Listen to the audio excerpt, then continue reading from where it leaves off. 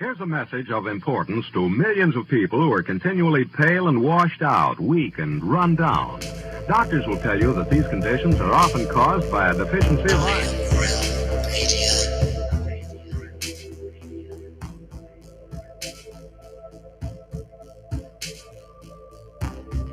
The iron you need to keep you physically fit and mentally alert.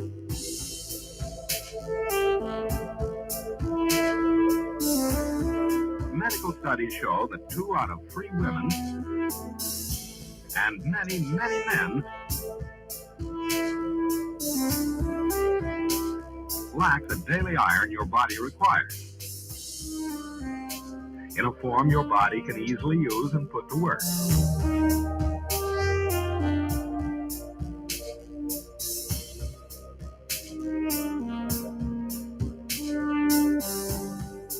Every dose gives you more than your daily minimum iron requirement. We are awake, we are awake, we are not alone. We are striving for more. So if you're not getting the iron your body needs, We are awake, we are not alone. if you feel weak, run down, and are easily upset, We are striving for more. start taking iron today.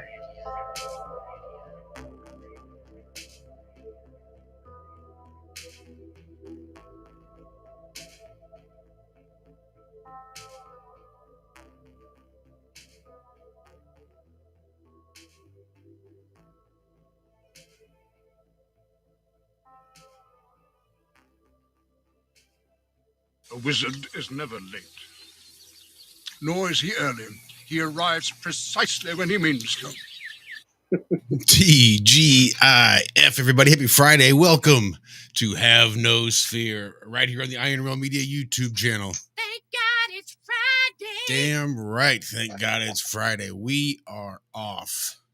It is time to kick this show into high gear because we've got a good one planned for you.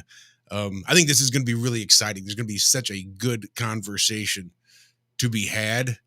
I know this because we were having it before we went live. That's why we're running a little bit late. But let's just jump right in. We'll say hello to everybody, starting off with ladies first, of course, Mrs. Cami Knodel. You might recognize her from her channel on YouTube, Aisling717. Cami, how are you, my dear? Oh, doing good. Good evening. I'm glad to be here. It's been sad having here in Carolina, and I don't on the screen, but we're on tornado watch here. Yeah, that's no good. We get tornadoes here a Definitely. little bit here in Yeah, I Missouri. can see it on mine. It's blacked up. I don't see it on the main screen, but yep, a little bit of lightning there, and got a storm watch going. But I'm excited. We've had a wonderful chat going into the show. And I'm looking forward to a warm, wonderful show tonight after this week. So I'm glad to be here. Glad you're here, Grady. Yeah, me too. This is going to be really good. Thank you. Let's say hello to your partner in crime over there, sitting just not too far away from you, IRL, Mr. Zachary Zabala. He's got a tiny little channel here on YouTube that you might recognize, Good Times for All. And if you don't know where to find it, good luck, because it's not spelled as you might think. Zach, how are you doing? Hey, Josh. Not too bad, man. It was a good day. Got a lot done, and yeah, ready for the show. I already like the guests, so this is gonna be a fun show. It is going to be a fun show. And this is why I saved Walter for the last, because we're going to let him introduce him because, pardon me, Jesus, how rude. This is a guest that comes direct out of Walter's This Is Your Life episode. So we're going to say hello to Mr. Walter Johnson. You might recognize him from his channel here on YouTube, Flat Earth Head, where he gets all sorts of good stuff going up there. Walter, how are you doing, sir? Well, I'm good, except every time I come back, I have the automated Pee-wee thing behind me. I keep forgetting to turn off. So apparently it's one of those. Forgetting. Right. Sure. I am here. Well, it was off. You saw I was talking to Grady and it was off. I came back. It's back on. So I don't know. But I'm here and we were here and we had a great show this morning. Thank you, everybody who was there and who was part of it. But yeah, it's been a long time since I've spoken to this gentleman. He and I spent quite a few hours hammering some shit home on Halo back in the day, tearing up a buddy's apartment. And so yeah, and then over the years hitting off here and there, catching up, a lot of times catching up secondhand to our buddy Trippy McGee. And but yeah, man, I yeah, saw some things here and there on Facebook, and then you lose track. And then it's been about 2 or 3 weeks back now, I guess. Michelle sent me a thing you had talked about there on Facebook about having lost a batch of medicine you were making. Yeah. Wow, really? So definitely felt I probably should do some catching up and see where Broke your my life heart. path has been. But yeah, Grady, tell everybody who you are, what you do. Because man, I'm actually playing catch up. I only recently found out you were up in the air quite often. So yeah, man, absolutely. you've made a lot of changes since I saw you last, my friend. Yeah, I did. My name's Grady Kidder. I'm from same hometown as Mr. Walt here. We did grow up together. I don't make things and try and heal as a profession. Actually, I used to be a little history about myself. I got out of high school and went into the military, and I was doing a special operations Green Beret style career path. Did airborne, did a couple of high speed things. I went to Alaska. I was an Arctic light infantry soldier for a little while. Northern Alaska in Fairbanks, where it got down to like -80, -90. So cold, it's hard. So your pee, and this is terrible. I hate to say this on your show, but your pee literally will freeze before it hits the ground. Oh, that sounds horrible, man. Dude. It That's is crazy. ridiculous. It is. But yeah, I did that for a while. Came home, and then I tried a little college, but that didn't really work for me. So I jumped back into the action and went to do commercial diving for a few years. Yeah, school's not a place for an intelligent person. Don't worry. It's not your fault. It was too much. It was horrible. It was slow and it was boring and confusing. Daycare for adults anymore. That's about Pretty all much, it is. pretty Yeah. I did, and I found out that just being a commercial diver isn't easy. They make us go through all kinds of crazy shit. Physiology, physics. It's ridiculous. The math was insane. But I did that for a while, and then got into some other things and doing safety. Did you have to become a diver tender before you were a diver? Oh, absolutely, Yeah. absolutely. My buddy never got past diver tending. He Really? he just quit paying attention for just a couple minutes, and the gauges all started. Something happened then, and the guy almost got really hurt. So he was like, "I can't do this anymore. I don't want to be." Yeah, he's like, "It's too much." Oh, absolutely. It's horrible. It's hard, and to have a problem under there, even in a chamber, it's terrible. I blew my ear out, and then when they pulled me out, it was all messed up, and they put me in the chamber, and then I did it again 3 months later, and then they told me I could go back and be a tender, and I was like, no, I got GI Bill. So I went back to tech school for a while, and then but it's an adventure. It's people used to call, if you're familiar with the Gulf of Mexico or any kind of oil field life, people would call the Gulf of Mexico the big blue toolbox. And I laugh because it's not a toolbox. It's a meat grinder. it's a meat grinder. Absolutely. I laugh every day when I look over and I see a car swim by with teeth. It's just like, oh my God. But it's a life. But healing, getting into making medicine, that I think I've always wanted to help people even when I was a kid, I was into healing. I come from a religious family, not like, you know, dancing with snakes, but my parents were Catholic. I was brought up in a Catholic religion, and you know, it was always deep into the tradition of God can heal anything.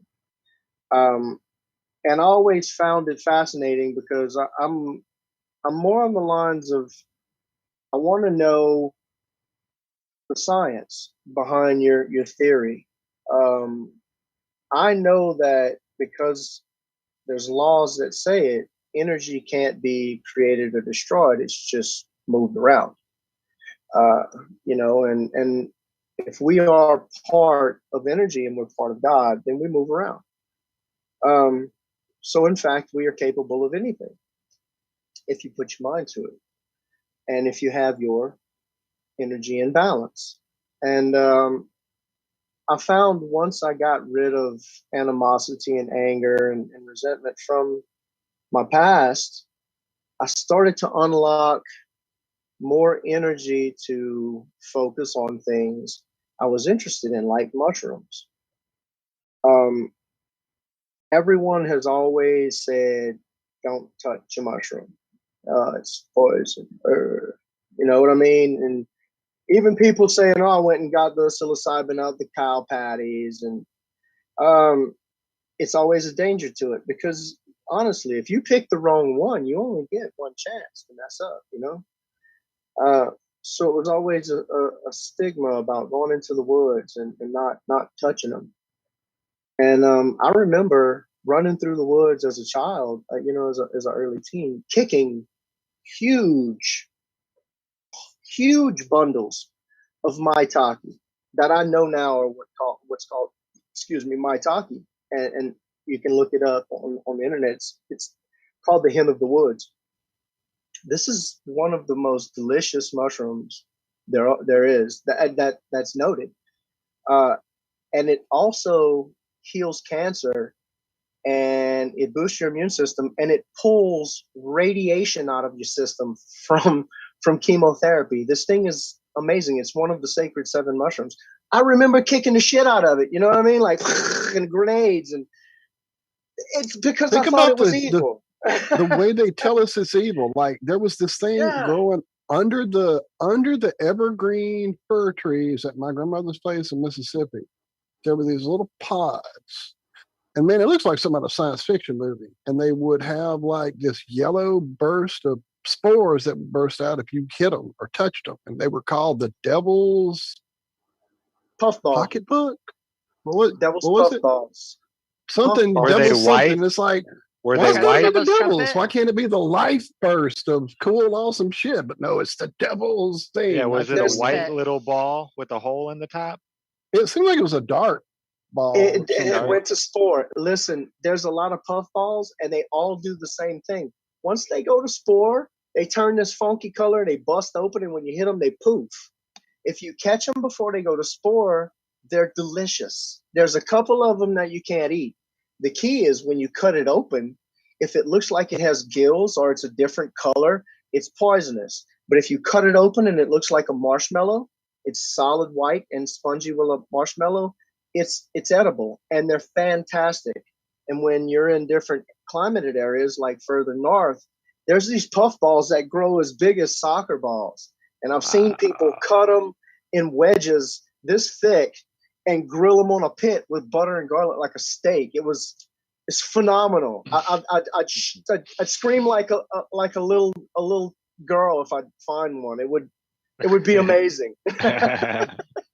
It's like striking gold, Oh, finding a it nugget. is. Yeah. And I think Mother Mushroom is punishing me because I go into the woods now and I look for maitake. I do. I look for them. You know, I promise I won't kick no more. I just you know, I can find oyster mushrooms. I find reishi mushrooms growing here, and these are all really good for you and real high in medicine. But not to bore you on that, I wanted to talk about. I was told one of my key points was this medicine that I made.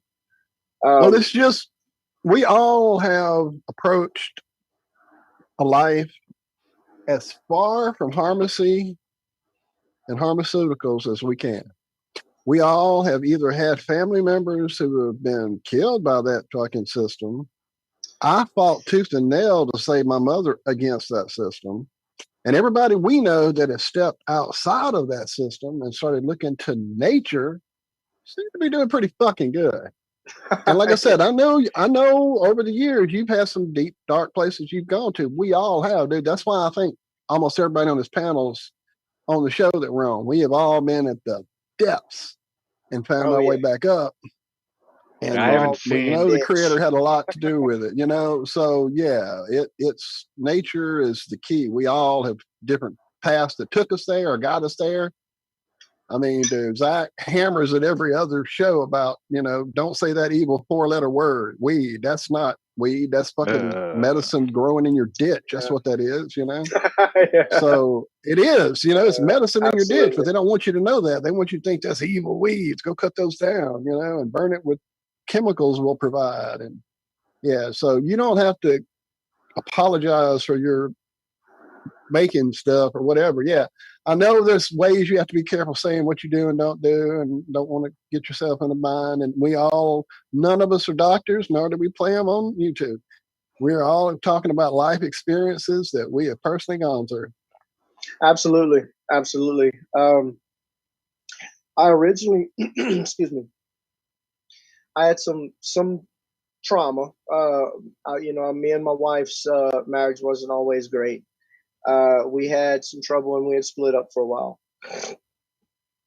In the process of that, I met someone else that was an old friend of mine, and we had got together. And she has a really handicapped special needs daughter, and we became really good friends. And I absolutely fell in love with this little girl. She has it's a symptom or a brain disease that's called leukodystrophy, and it's really rare. I think there's maybe 100 or maybe 150 kids in the whole world that have it. What it is it destroys the myelin in your brain, and if you don't know what myelin is, think of a wire, like your telephone wire, charging cable. The wire inside is your nerve. The sheathing, the rubber coating around it is your myelin. When your myelin disappears, when you shoot a signal, it shoots out of the myelin and you can't do the signal. Just like an electrical would happen with that wire. The exact same thing would happen. So she can't move anything. She has horrible scoliosis. It's because some muscles tighten up, some will loosen. Just no control. No control. What she can do to communicate is that she can look left and right for no, and she blinks twice for yes. And we've gotten her to understand that if she blinks 3 times, that's I love you. But what would happen was, and she's such a sassy little thing, I would catch her because I would watch her. You know, I would watch her. She had so much trouble. You know, she was hard. She couldn't communicate. She wanted to tell you things, so she'd make noise and she'd look, but she's just stuck. So I'd try and watch her on my days off and play with her. And we had our song, we'd dance all the time, take her out of a wheelchair. But then I'd watch her when other people were talking to her. And people, and it's I cast no blame. It is just how we are. When people talk to special needs people, they tend to, hey, how you doing? You know what I mean? Mm-hmm. They drum it down. And I would see her and she would go, I don't know if you can see my eyes. She'd take a deep breath, she'd roll her eyes. And I would just it would tickle me. So, and her mama was like, yeah, you got to give her time to answer. And you got to talk to her slow. And fuck that. I'm sorry, man. No, yeah, that. Hey, fuck that. Hey, yeah, fuck that. So me being old country ass, coon ass, grunt. I have no shame, and I'm gonna dig in there and I'm gonna ask questions. So I asked the questions, and I started digging and probing and asking the questions, and I found out bless her heart, she's just a little 12-year-old girl trapped in that. Like, she's not mentally ill. You feel me? She knows what's going on. And I got this because we were laying in bed and I told her she was beautiful and she rolled her eyes at me. And I said, oh, fuck no. I said, why you don't think you're beautiful? I said, why? Because y'all fucked up? You know, y'all, your body's all fucked up? And she just looked at me and I said, tell me the truth. So she told me, yeah. And I told her, I said, listen, you know, God doesn't give his strongest angels weak shit to carry. I said, he gives them the strong shit to carry. I said, you're a beautiful angel. I said, you wake up every day with a smile, you know, and you keep driving on. I said, so don't ever think you ain't beautiful. But she is. She's gorgeous. She's got big blue eyes, long, pretty blonde hair. And I started to tell her these things, and she started smiling. So then I told her mom, I said, don't dumb her down. Talk to her in her eyes and tell her how you feel. I said, she's just a little girl. And her mama broke down because she wanted to believe that she was not aware of that. But then when she was aware that she was aware of it, she could handle her different. She could talk to her different. But it got me to thinking, how could I help? Because she's explaining all this shit to me. And I had already been on the mushroom thing. Me and my boys, years ago, even before me and my wife had trouble, we had always went to the woods to forage. We bought field guides. We would go and collect mushrooms in different bags and set them on a table and do spore samples and cap sizes. And we would analyze it from top to bottom, and then we'd find what they were and we'd throw them away. Even if they were edible, we'd throw them away. And we did this for 2 years. We'd just play. It was a hobby. It was a way to us to get in the woods and have some family time, and it became useful. Well, later on down the road, I'm hearing that all this myelin shit and all this, and I'm thinking, man, I was really reading just now about a mushroom that fixes your brain. And it was lion's mane. Lion's mane replaces missing myelin. It connects your nodes, the nerve nodes. It refires synapses. It boosts your immune system. It helps to purify your blood. It's known to cure brain cancer, fight against Alzheimer's and dementia. And I'm thinking, holy shit, this little girl could try this. So I then started to look at the most efficient way to get everything out of the mushrooms. And not just use lion's mane. There's a mushroom, they call it the king of mushrooms. It's called chaga. Chaga to me is my favorite mushroom. It's the most fascinating mushroom that I know of right now that I like. Chaga only grows on a birch tree in a temperature zone like Siberia, Canada, northern areas. It has to go through a full winter cycle. Wow. And the chaga attacks the birch to try and kill it, and the birch fights back. And they do this until winter. And then when winter comes, they help each other through winter. And as soon as it gets warm, they go at it again. So they tried to recreate chaga in a lab and regrow it. And it grew, but it had zero medical properties. Like zero. Wow. It was a blank. So it's like environment. So the fight it has with those trees is what makes it. It is. Yeah. It is. They have found. Well, it's like that stuff. What is it? They go scrape humans. off the side of the mountains that we were talking about not too many shows back. Shajit. What is it? Shilajit. That's it. Yeah. Shilajit. It's some kind of mold, fungusy stuff that grows on a certain area of a certain mountain, and they have to do weird hanging from ropes to harvest it. And it's supposedly one of these type of things that we're being kept from. And we have a buddy in chat right now, actually, James from Grounded Extract. He's on a whole different level with this stuff too, and he definitely would know more about any of this than I do. So maybe we'll get him in here on the conversation in a bit after we catch up. But yeah, there it is. Shilajit. But yeah, man. Some of the hidden stuff with these things that are mushroom, evil plant, eradicate. Yeah. It's so, Don't eat that. ridiculous. You know, I gave my older brother the shits. He said he could have shit through a screen door. It was hilarious. I told him though, I told him there's a rule that whenever you eat foraged mushrooms, you don't do it with alcohol. You don't drink alcohol when you do that. It has a bad connection because foraged mushrooms is soaking up the environment. It could eat toxins from the trees it's on. It's not a sterile environment. And I told him that. And I went and got a big clutch of oyster mushrooms out the swamp. And I gave it to him. And he fried them up and ate them with some damn vodka and beer and stuff. And he came at me the next day, man, you almost killed me. I said, I told you, man, I told you. But yeah, it is. It's interesting. And I do find the healing properties that you get from nature to be, it's unbelievable because my wife and I, we a couple of weeks ago, we had a bad strep throat kind of thing running through the house. And what I'll do is this medicine I made, I'll mix that with oregano oil, Mediterranean oregano oil, and black seed oil. I'll mix these all together and I'll take a shot of it. And I'll do that every day.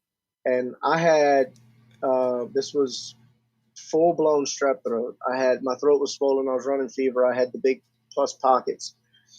And within 3 days, it was gone. And I mean gone. Within the first day of taking this, I went into bed. I drank a big glass of water. I did this shot in the morning. I drank a big glass of water, and I did it before I went to bed. The next day, my fever was gone, and the swelling still hurt. The third day, it was completely gone.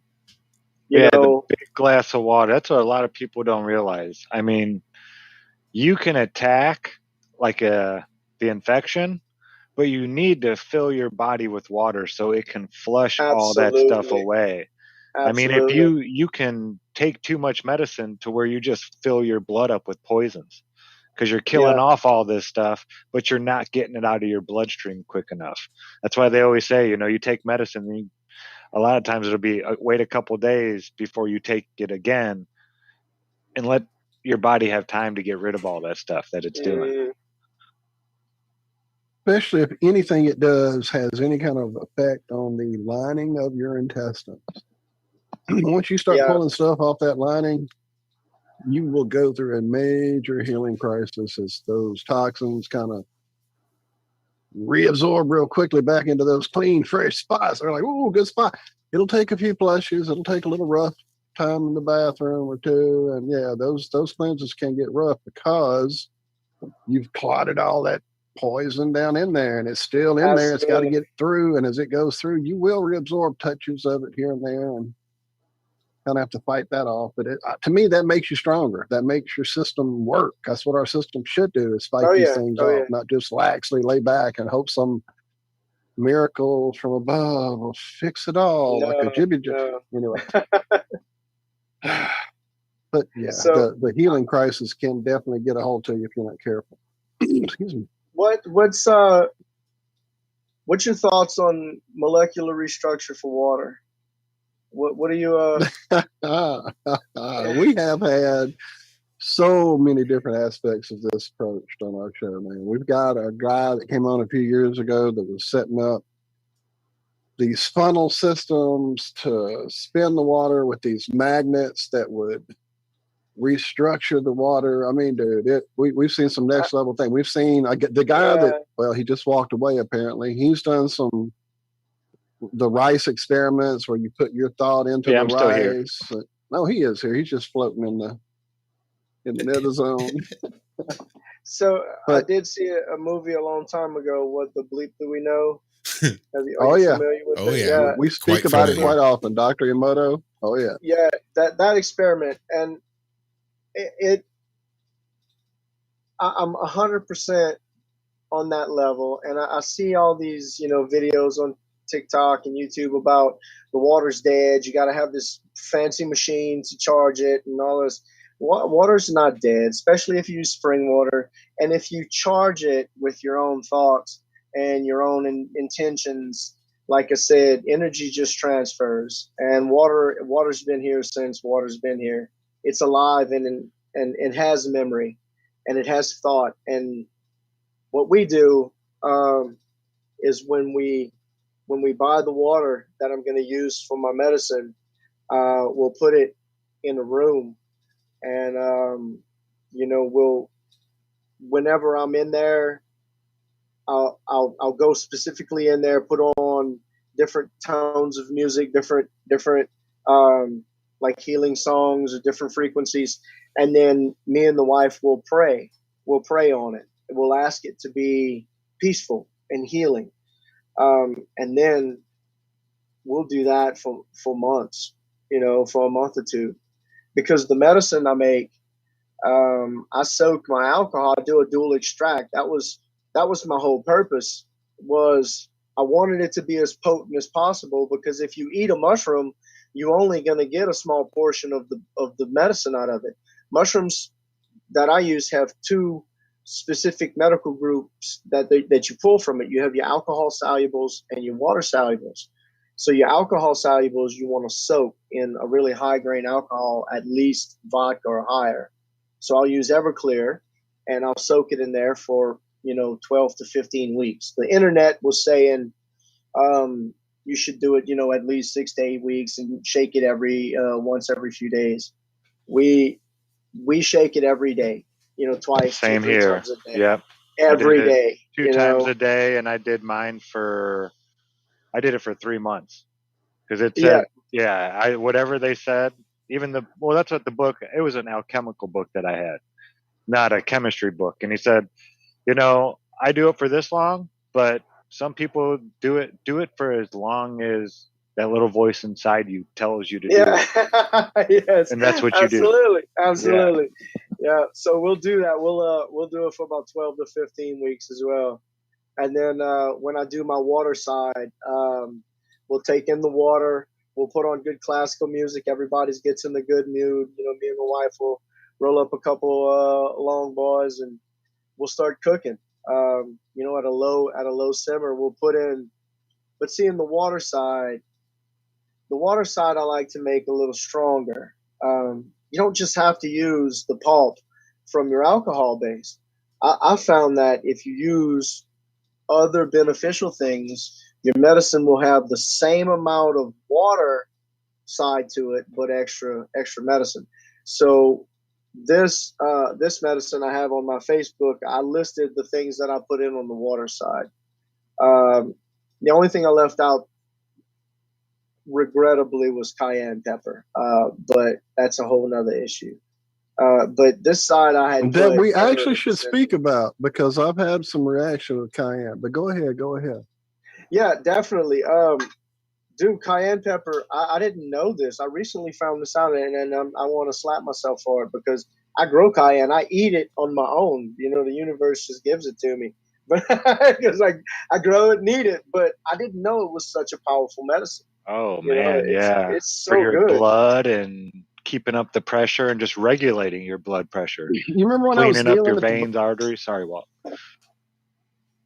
You go ahead. No, that was it. I just said cleaning up your veins and arteries. Yeah, it's amazing. Remember when I was dealing blackjack at the casino? Man, that was back 96, 95, I don't know. And anyway, we were all trying to figure out how to stay energetic, and I was already trying to be on a healthier path, so I didn't want to just go take mini thins or whatever the hell all the other people were doing. So I found this stuff called, I think it was Formula One. And it had a nice little list of ingredients, that seemed natural and all. We didn't know all the hidden stuff they had put in it at the time. But so I bought that, and it went off the market because they figured out it was way more than just those natural ingredients. And then there was that little store over at Oodley's. Was it Oodley's or was it Oodley's? In that back window where they had like the check cash in place, whatever, that little lady was selling a new one that had just hit the market. And so I read the ingredients, cayenne pepper, cool. Well, at the same time, another buddy at work had these drops you could put in water that would turn the water into like hyper water. You could spray it on a burn, and the burn would heal, like a bubbled up burn. The burn would heal within hours. You would watch it how it was nuts. And if you took the vitamins with that same water, it would give you more absorption of your vitamins. You wouldn't piss away 180% of the thing you took, you know? So I was taking it with my vitamins and getting more energy. And so I'm on my way to work and I pop this new thing in my mouth and I down it with my super water. And before I could get over there on the fucking Casino Road, my lips started burning. Then my face started burning. And then my whole body was turning red, you know, because I was getting 100% of that cayenne pepper, dude. It almost did me in. I had to go home. I had to leave. I couldn't deal, all red and burning up. It was crazy. Yeah, cayenne is powerful shit. It can like help you if you're having a heart attack. Mm-hmm. Like if you're in a restaurant and you go down with a heart attack, hopefully a chef knows that and will grab some cayenne pepper and throw it your way because it will help you through that just like an aspirin will. A lady at work, I used to make her pills. You know, you just get all the seeds out, and then I'd take the skin and crush it up and put it into little capsules for her. And her husband would take them every day because he hated the blood pressure pills, because then he had to take water pills with that, and then he would have to take this other pill. And he's, you know how they do it, pharmaceutical And it companies. burns away your stomach ulcers too when you do that. Like if you have stomach problems, it burns all that. It kills all of that. Yeah, it's an amazing plant. Yeah. Yeah. That's one we're going to get in the garden this year, just for the medicinal purposes. Absolutely. So did you discover these different ingredients just like doing a lot of research, reading, doing I know you did the foraging growing up, you and your boys and all that. I mean, was it just a natural try and see if it works, or was it kind of some steps you picked up here and there from other people? I know there's lots of info out there if you know what to look. So the first batch, and like I said, I would always go and look for it and eat it myself and research like rosemary and basil and thyme, all the good things that they do. But I cook with them as well. I eat them in my dishes that I cook with. But to know that whenever I can put it in the water side of my medicine, it enhances the extra effects of the mushrooms.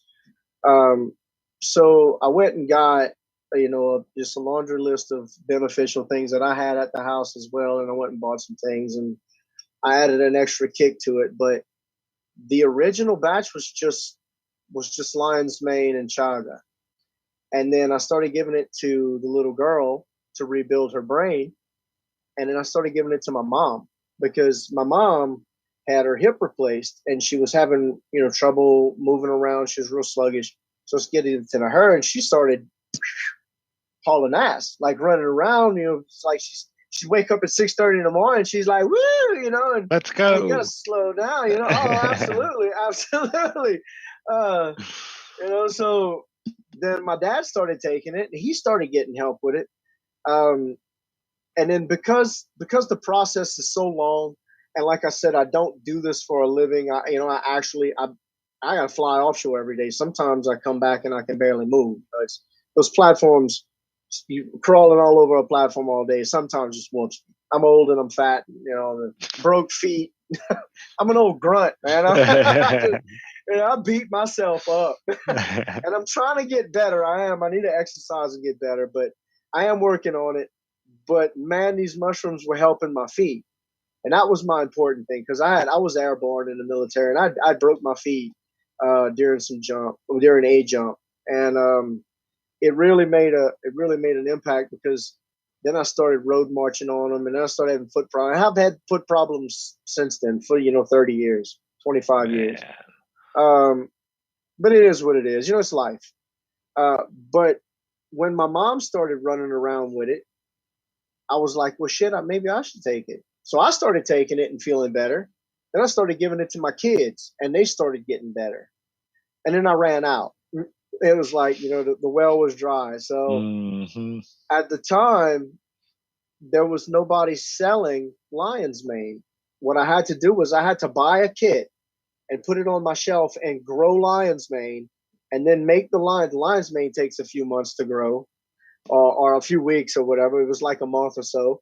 And I have to cut that, then I'd have to soak it in the jars. So it was just long process. And I would come out with only like maybe 8 to 10 jars, enough for my parents or me and my parents to have it for 6 to 8 months. Then my sister started telling everybody. Then everybody else started coming at me, and her friends started coming. Was like, "Hey, I heard you like making some Jesus miracle drink," and I'm like, "Whoa, don't rope my ass into that, no, no." I made the shit. I just don't know if it works, so try it. And she tried it, my sister's friend, and she called me up and she says, "I don't know what the hell you doing." She said, "But I took it 3 hours ago," and she said, "I'm pain free." I said, "Get the hell out of here." She says, "No, I'm serious." She says, "I'm pain free." I said, "Well, look, praise God. I'm glad that the universe got you pain free, and I'm glad I could help." She said, "Grady, make me some more." I said, "Okay, all right." So now it's becoming a thing, and I love making it. This last batch, I spent my own money. I found that here in Lafayette, Louisiana, they have a Whole Foods store where they grow the shit. They sell it on the shelf, and it's $10 a pound. $9.99 a pound for lion's mane. They sell a wide spectrum too. They have maitake, they have the trumpet mushrooms, they have oyster mushrooms, things you can eat just to enjoy eating them. But the lion's mane and the maitake normally are people sell lion's mane for like $18 to $25 a pound in the fresh markets. These people are getting it from Texas, and they selling it $9 a pound. And I went chop their ass up. I killed this ass. And Miss Amy brought me Everclear, and we got to cooking. And I'd found through my mom's a cancer survivor. She's a breast cancer survivor, and she, whenever she had this, it scared us a lot. She's the the crown jewel, my mom and my dad, and she's a glorious. She's, like I told her today, she's an angel among us. She's the sweetest woman. And when I heard she had breast cancer, it ripped me apart. So my mind started running. My mom's, I'm not, fuck cancer, and I found that there's a certain a certain mushroom that just eradicates breast cancer. It's called turkey's tail, Trametes versicolor. And there's a doctor, I think he's a doctor. His name's Paul Stamets. His mom had stage 4 cancer. She was really old. They gave her a few months to live. He started giving her turkey tail and something else, I think he said, for her appetite. And within a year, she was cancer free. She walked out on stage with him, and they found that it kills liver cancer. It kills kidney cancer. It rebuilds your liver and your kidneys, helps to rebuild them. It purifies your blood. It boosts your immune system. It fights against, flus and the coronavirus. So I added that in this batch. Then I went and got cordyceps, and I went and got the cordyceps unfortunately didn't make it. The little pouch I got, they died, but I was too lazy to make a tub and cook the substrate. I just didn't want to do it. Well, you learned something, right? Yeah, but I did. I think we got a good batch because now, everybody wants me to continue on. They're driving forward, and that's and I did. I was offering people to buy some from me on Facebook because I wanted to recoup some of the money so I can make another batch. It's like, it's not. I'm not trying to make a profit of. Like I said, I have a career. It'd be one thing if you had a mushroom farm, you could just go get this shit daily, easily gifted from above. But it's not that easy. It don't sound like. Definitely, it's not. It's not. And but it's get like, there. I got to go buy. Yes, that's we have a whole dude. Like I said, there's so many healers and growers that have so many things they've figured out and worked out over the years. I almost am certain if I get you in touch with my buddy James there at Grounded Extracts, he may know a shortcut or two. He may know a place or two that has the perfect kits that you don't even have to stress over. Is it going to fail or not? You know what I'm saying? I don't know. I haven't delved into it. I know it's a handful and quite the maintenance and cleanliness and all that crap. I know. I've read up on it, but I've never jumped in. So, it was. We had cooked the water side for about 16 hours, and after it was done cooking, I was filtering it off. And mind you, I had been up 16 hours, slap ass. After I got home from work, mind you, I had worked the whole day before. so we started cooking, and I'm filtering. What I would do because I didn't have a good filtering system set up, I was using cheesecloth and just a metal filter, and I had a large gumbo pot with the water side, and I had a smaller gumbo pot next to it, and I was filtering it off in the smaller gumbo pot, and I'd pour it into mason jars. And the last gumbo pot batch, a big old plotch of shit fell in it, and I'm just like, I'm not. So I just tried to skim it off, and I woke up the next day, and it was just like in like 10 of my jars, because I came out to have like 28 jars, mixed complete, and they had like this thick crap just floating on the top. So I was like, big pulp. So I drained that off. That was that leftover roux in that gumbo pot. It was. That's what that was. That was my It started roux. growing. Man. Yeah, I think I lost 7 or 8 jars in the process. It was tragic. But it is. It's the next time I'm gonna revamp. I wanna do extra special shit this time. I want to store my water in a large copper bin. And I want to have. That's awesome, dude. We talk about copper water sessions here often too. Yeah, definitely. I have a cousin that lives in Arizona, and he's a healer as well, and he's a shaman, and he's part of a group of shamans, and he's from Franklin. He used to live Casey Street, if you remember what that was. The 4-way stuff. Yeah, he lived down Casey Street. Yeah. This which brother is this? That's my cousin. His name's cousin. Yeah, he's my cousin. He was a Hale. His name he changed his name to Damascus. Oh my God, dude! He was on our show fucking like 2 weeks ago. Really? That's the whole fam was on. I've been knowing Heath as long as I've been knowing your ass, if not longer. Yeah, no shit. Yeah. That's my cousin. Damascus came over and came on him and Catalyst and the fam. Yeah, dude. Fucking yeah. That's awesome. Yeah, that's my babies, awesome. Bro. That's my people. Yeah. That's awesome. I got to go I had no clue y'all were cousins. Yeah, all dude, this time. That's like because I know you on the Miguel side of stuff. That's side that's things. My daddy. Then, his mama is my daddy's nephew. Yeah, his mama was my dad's sister. Yeah, he's like my second cousin, bro. That is awesome. Oh yeah, that's my blood, man. That's my killer blood awesome. Right there. And I got to go visit and see that. He's gonna that little handicap when I tell him you're wrong. Oh yeah, no, I'm gonna tell him too, bro. We keep in touch. We keep in touch. I went pick up a handicap van for Carson, and that was one of my stipulations. I was going to visit my cousin. If I'm driving this shit back, I'm gonna go see my kinfolk. Right. So I went and stopped at a dispensary, and we went and smoked. And she didn't even smoke. She's like, "We gotta go." And I'm like, "No, we're gonna stay. Let me chill with my partner, And we talked That's forever, crazy. and I love that dude.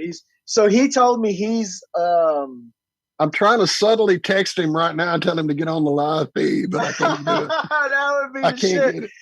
That would be the shit, man. He told me he's a projective healer.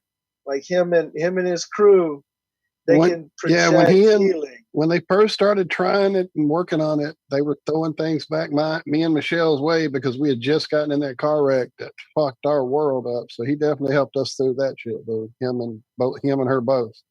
That's the best. So that's my plan. Is I'm gonna have them on my next batch. I want to try and have them projective heal. And when me and the boys shake the alcohol side, they always like to inject good intentions. Not even like praying and healing and all that. I tell them to think about like kicking ass in video games and shit that makes them fun. Like swimming with sharks and flying through the cloud. My kids do it too. They grab.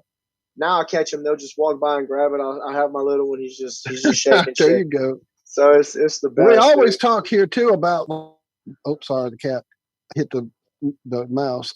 We talk about on like that whole idea that you were talking about, dude. You were ahead of us with the music and getting in the room with it and while it's growing. Because, dude, this gentleman here, Zack, put seeds in his mouth with intent before he even germinates them. That's how the cycle he goes with it, and has taught a lot of us that kind of thing. And that idea of making the medicine from plant with the intent of this person or this Oh yeah, I talked to my healing plants for like area. 6 Oh, months. dude, yeah.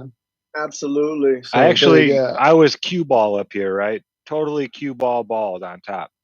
Uh-huh. And they're called the 7 basics. It's an old alchemical. You make one for each day of the week, and you take it on that day, just a drop, you add more drops as you go along, but just a couple drops in a shot glass of water is how I would do it, with a drop of iodine from sea kelp, just because the area I was living in, I wasn't getting enough iodine. And I did that, but the whole time I was growing the seeds, and I was asking them to grow my hair back, these plants. I was like, help me grow my hair back. That was my whole basis. I wanted to test it out to see, this was, excuse me, one of my first experiments with it. Mm. This is like an alchemist first set of tinctures you make is the 7 basics according to this book, right? So I was doing it by the book. I'm going to go and I'm not going to make the sorcerer's stone first. You don't start off that way, And yeah, so I took it, and about 6 months later, I was riding home from work, and I felt something weird on my head. It felt like something was touching my head. I'm like, what the heck? And I couldn't really feel the hair. But I get home, and my buddy, he's sitting there looking at me, and he's like, dude, you got hair growing out of your head. I was like, fuck you, leave me alone. Because he always picked on me for being bald. And then sure as shit, yeah, the hair started, and it was coming back like baby's hair. I had people at work, like a couple of them, hey, we got a few $1,000 all together. We want to get this patented and blah, blah, blah. You could be the next Rogaine. I was like, dude, they were plants from my garden. It's not like I found some special chemical I was like, here, take it. Here's the ingredients. Do Right. It's whatever not you a want with it. secret. Yeah, I was like, I don't think those ingredients had anything to do with it. I think it was my intent put into these plants and this medicine while I was shaking it every day, morning and night. Absolutely. Hey, come on, just grow my hair back. We can do it together. We'll do it. Blah blah blah blah blah. And that intent that I put into it, 6 months later, and then a few months after that, I realized I did this out of vanity, and I was just being a prick, pretty much. Or girls. Yeah, with this great power, and this is what I chose to do with it. I was like, all right, I'm done taking it. I know it works though. So it was I still got a little bit of hair up there, but it definitely stopped coming back in so full. But yeah, it was like Absolutely. baby when it was growing back, like real fine and thin, and it was weird. It was really weird. But ever since then, I knew that we are so powerful. Oh, absolutely. So we are very powerful beings. Speaking of which, Michael Kretmar in chat, just scrolling along through YouTube, here's a little voice in his head, says, wait, go back and just hit that thumbnail and watch this. And this is where he ended up. He's made some really awesome comments in the chat too. He says he's got a little mushroom field outside, doesn't really matter where. Just caps as big as dinner plates. And it's been a really great conversation. I really appreciate him being in chat, and just it takes a certain amount of bravery to live your life listening to that small voice inside. It's hard because I try to do it, and the payoff is great when it's there. But just, the idea that you said, hey, wait a minute, maybe I'll just go back and hit this and see what the fuck these guys are all about. I really appreciate the hell out of you. So thanks for being in chat. Thanks for hanging out. That's all I had. Thanks.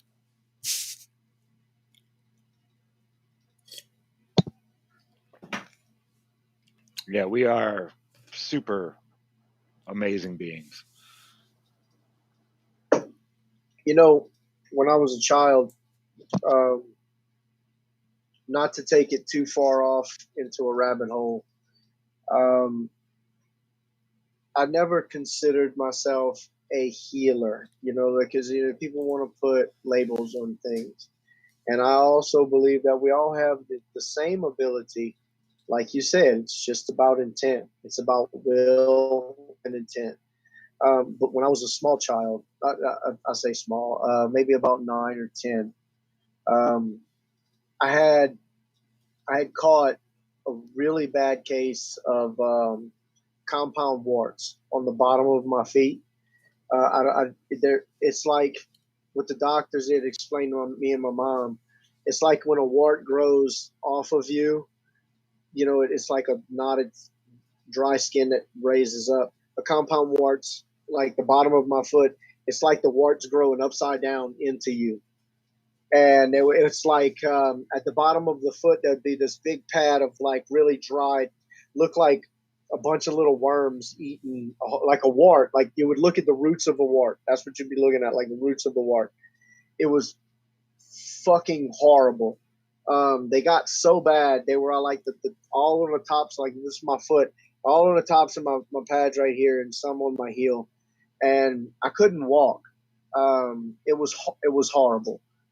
And so I prayed on them. My mama told us to pray, and me and my mama sat and we prayed on them. And they went away within 2 days. The doctor didn't know. He couldn't explain it. He was going to burn them out of, he was going to cauterize them off of my feet with liquid Modern nitrogen. medicine. Yeah. And me and my mom sat there and we prayed and asked God to heal my feet. So then she takes me to a beauty salon. Her sister's a hairstylist. And it's my Aunt Terry, and they had a lady in there. Of course, it was so embarrassing. Telling everybody I'm some little fucking miracle healing child. And I'm like, oh my God. And all these women like, hey, touch my feet. Hey. I'm like, man, I don't want to touch none of you. I don't want to touch your feet. I don't want to heal shit. I want to leave, mama. But no, she had me pray on this lady. And she told my aunt when she got home, her ankle was feeling better. She could walk and all this weird shit. And I went a little bit as a child thinking I was a healer. I was like, had these healing powers. And and I, like everybody, you find doubt in life. You find different paths. You crawl through the mud. You scrape on your belly, like you said. You go into the dark places. I dabbled in shit I shouldn't have dabbled in. I'm fucked with bad spirits. I fucked with dark shit, not black magic, but dark shit I shouldn't have. Looked at shit and hunted shit I shouldn't have. Shit like that. I've had. When you go looking for it, it tends to find you. Exactly. And then things started happening around, and when you start to fuck with things, it's not just oogity boogity, I'm gonna move something on your shelf. It affects your life. Negative energy is negative energy, and I'm glad that the things that happened to us can make us learn. It's a stepping stone into moving into growing as you should. It's up to you to make the right decisions and basically stop being an ass. Don't be an ass. Don't know. We all know right from wrong. We all do. Even serial killers, they know that they're not doing something right. They don't care. People, it's about having integrity in yourself and living with positive energy, because when you kick it, it's coming back, baby. It's coming back. Go ahead and do some messed up shit to somebody. You're gonna get it back, and karma jumps your ass, and will get your kids. I'm just saying, it happens. And you got to be careful with your energy. You gotta be careful. And I tell my boys that all the time. Be careful with your energy. Don't do fucked up shit to people. That's one thing that's been occulted. all the secret society families know all about this stuff and the cosmic rules, they call them, you know. You don't harm people.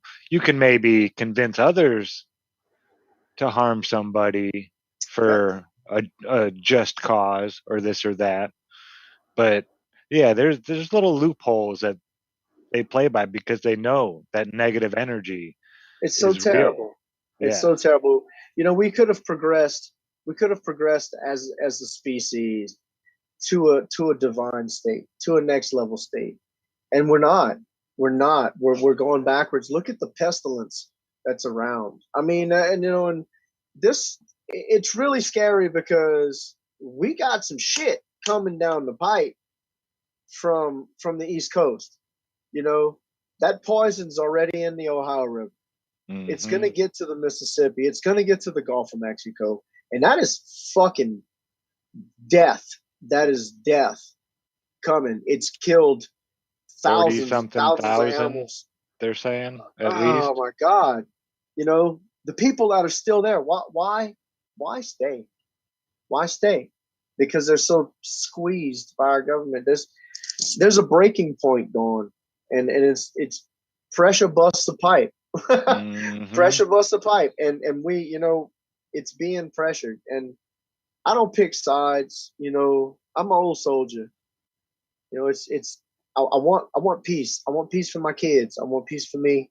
I just want to grow old and happy, and you know, and every now and eat, you know, every now and then eat some fun and get naked, run through the woods. You know, it's all Yeah, I don't good. want any more freedoms than I already have, really. I, You I, know, I'm happy I with would my like freedoms the way they are. Just quit trying to take them away from me. I would like the lie of it all to stop. You know, It's so it's about obvious now, and time. You know, it everybody is. knows it. It's Yeah. embarrassing to think that everyone believes. You know, it's embarrassing, and I've seen some interviews with some politicians, and then they were saying that there's the truth's coming out really soon, and you know, there's once the truth comes out, the world's going to change and all this other stuff, and I would We've like it to heard that hurry up. so many I times. know the white I would love for knights, it to hurry up. Just pop it out, It'd be bro. Let's nice. get it. You know? isn't it? Let's just I get it. think we're Let's the get it. ones who are waiting for it, though. Yeah. I just wanna have a peaceful spot, and I enjoy helping people, and I really want and I really believe that if we came together as a people, as a real people, um, we could do some good. You know, there's no reason whatsoever we should have homeless veterans on our streets. No fucking reason. None There's no whatsoever. reason why we should have homeless people on our streets. Um, it's a travesty, and one of the things that I would love to implement was it's something that me and my family's been working on. It's called Project Regroup.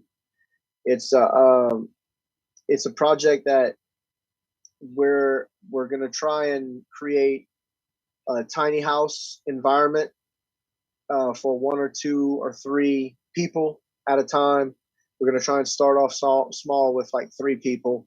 We're going to go out and we're going to rescue homeless veterans. We're going to find them, bring them in, have them evaluated, and set them up with a place to live. And then we're going to train them on how to build urban garden systems, aquaponics, hydroponics, bacteria beds, you know, stuff like that. And, mushroom farming. I want to build a facility that can house them, train them, and prepare them to build something from the ground up. And then those veterans are going to go out to a city and start rescuing veterans and bringing them in and training them. And it's going to spider web out. And then once we get a good, healthy amount of veterans rehabilitated and rescued, then they can go out into the public and rescue homeless people that, you know, that they can relate. That's my whole purpose of this. They can relate. I can't relate to a homeless person. I've never been homeless. Um, but a homeless veteran that can. And these veterans are our heroes and they're trainable. That's the reason they were veterans, you know? They're Mhm. trainable. We can rehabilitate these people. We can train them. We have a workforce that needs help, that risked their lives for us to have our freedoms, and they're rotting on the streets. And So that is a that's a couple perfect of things setting we're for trying. them to work in too. With It is. Oh my another God, it is. veteran, they're learning something from another veteran that knows a little bit about what they might have gone through, and they can relate to them. And then it's a small group that I like the small group. Most Absolutely. veterans I know, they don't like being around a large crowd of people at No, all. no, So no. yeah, It's I still, think it's an keeping it issue. small like that is a great way to go about it. Absolutely. Absolutely. I'm so excited. It's been on my heart and mind for a couple of years now. And uh, once I started to get healthy, I put down eating um, unhealthy food. I don't eat any processed sugars.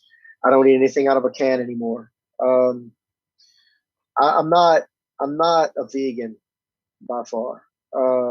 I used to be a straight carnivore, but Be I'm not a vegan careful. anymore. Be careful, Grady. Damascus, Catalyst, and Kyler are currently on the chat, Oh, so they're going to be getting on you about your vegan. yeah. No, it's we made a shift, and I talked to little cousin about that. It's when I went and visited them, and they showed me the things that they were doing, and we talked about it, and I told him how impressed I was with the amount of energy I had, because before I went and visited him, before this all happened, I was grotesquely overweight. I'm only 5'8.5" tops if I'm stretching, and I was 300 pounds. You know, it was easier to jump me than it was to go around me, hands down. So I decided to do something better, and I started doing intermittent fasting. I started watching what I was eating, but I still ate meat. You know, I'm coon ass. We just, it's, what's that over there? I don't know. Cook some rice. You know, I'm gonna eat it. I'm gonna go find out. That's right. But I got to a point to where I stopped at like 235, and I couldn't drop it. It was just like I couldn't get rid of it. So then I stopped eating meat, and I started substituting with more mushrooms, and more things like cauliflowers and broccolis, and a lot of spinach, so I could get that extra iron. Um, and the weight just started shedding. And within 9 months, I lost 100 pounds. I went from 300 pounds to 200 pounds, and it was healthy. Well done. It Man. was absolutely healthy. Oh, it was phenomenal. Um, I'm back on the track. I bet that to helped your this feet a weekend, lot but right there. oh, it was that my sleeping. I have this horrible sleep apnea. My brain turns my lungs off, turns my respiratory system off. It slowly drops my breath rate until it turns it off. They think it's from the head trauma from hitting the ground when I was parachuting, but who knows? But it being fat or being overweight. Sorry, not to use the F word. Uh, being overweight, being overweight does exacerbate it. It makes me snore more. I can't get comfortable. So, and I weigh a little bit more. I gained a lot of extra weight because I had right after some drama, I had gotten in a car accident, and I couldn't exercise or move or basically do anything for like 3 months. So I put on extra weight, and then now I'm back on the horse, so to speak. But because of my cousin, I took into account for the things that he was posting about, the extra hormones and the fear ratio and the adrenaline in the blood of the animals and the pain and all that. That all transfers. And then me being an inspector, having to work in a chemical environment, I found a lot of pamphlets and booklets on chemicals and nasty things you shouldn't have in your body. And it started to make me think, what are the things in meat that's so bad? Why eating meat? Why is it bad for you? So then I watched a guru talk about, he's not necessarily a vegan, but he says you have to eat life. You have to take in life. You want to eat something while it's still alive, because what you eat turns into you, and you want to transfer your life into you. You don't want to eat death. So we got my little hamster in there kicking, and whenever you die, he said you want to eat meat within 3 hours of its death, which I know a lot of people say, it's don't eat an animal. It's a life form, which I agree to, but he said don't eat within 3 hours. And I did the calculations on that in my own little crazy head, and I thought, why not? All the life goes away. But what happens whenever you die? You start to get broke down by bacteria. It starts to create gases and chemicals in your blood and your system, like H2S and cadaverine and corpsamine. Those are horrible things. They're really toxic. And it doesn't stop the process. When you freeze it or chill it, it just slows it down. And it starts immediately. Once the life's gone, this starts to happen on a really small scale. But if you all take those a small chemical piece of reactions stop taking place. They run out of all the blood's gone now. Right. You've drained no the more animal energy. of the blood. There's no more energy flowing through that meat Right. anymore, that muscle. Right. And it starts to decay. It starts to rot. And Well, when yeah, it just rots, like a plant. If Mhm. you pick a strawberry, See- you better eat that strawberry pretty soon, because it's But going to leafy green. start rotting soon. A leafy green isn't like that. You can cut a leafy green and take it home and stick it in a glass of water, and it's going to grow roots and grow back. It's Yeah. still alive. So when you eat that, it's alive. Mhm. That's why people eating the sprouts, the little what is it, the microgreens. Microgreens, yeah. That microgreen, the true definition of a microgreen is the 20 first two leaves something that come bucks a out. pound now. That is all of the vitamins and nutrition in those two little leaves. Mm-hmm. Once you get that little stalk, that's it. Everything gets put into that vine. So you want to eat them, but when you eat that off of that little bush, you are getting the highest form of that vegetable you can. It's amazing.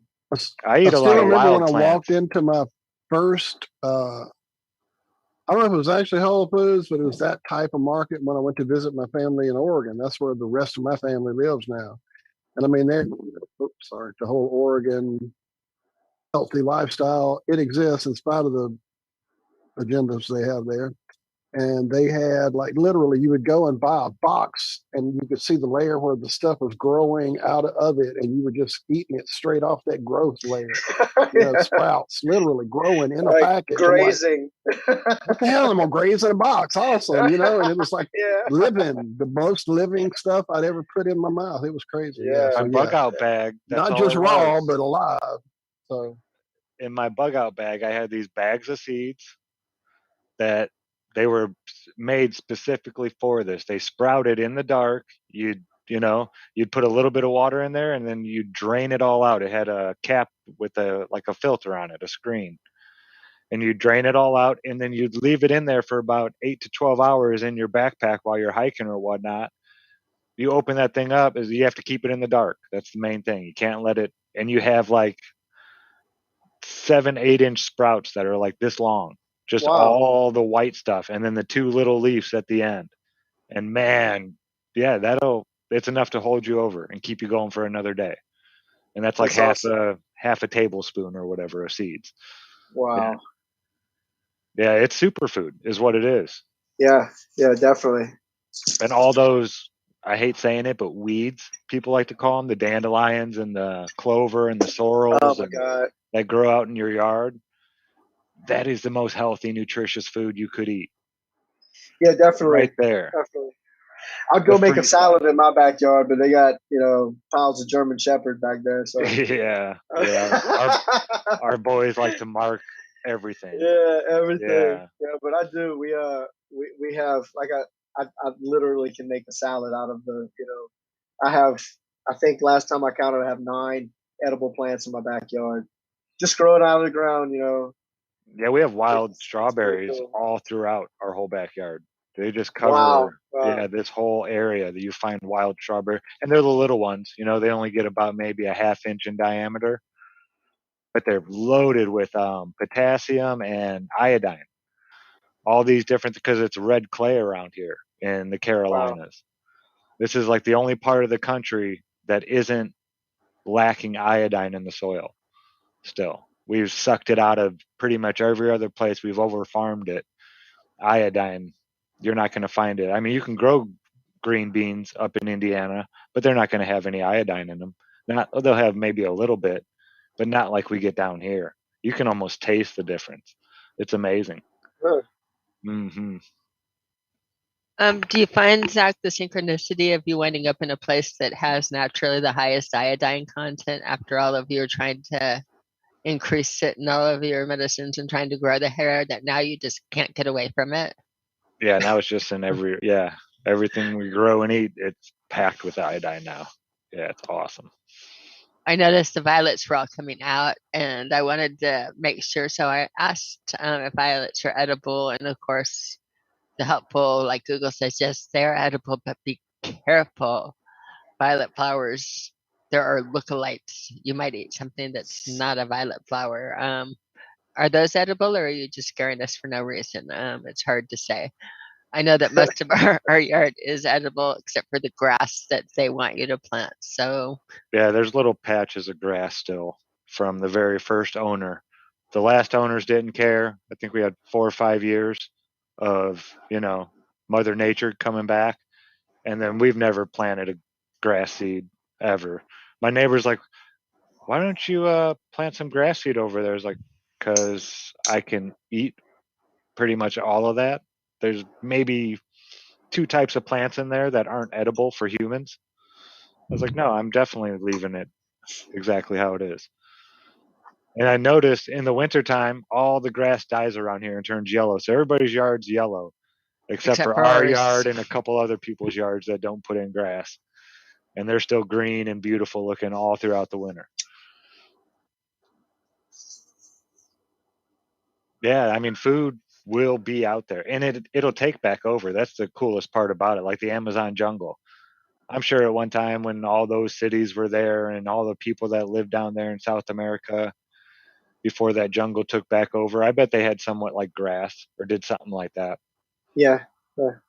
And then in no time, Mother Nature will, I mean, those seeds on those weeds, people, I hate that word, but those seeds can lay there for 7 years out in Wow. nature and then sprout again. And, you're never getting rid of weeds. Good luck. Right.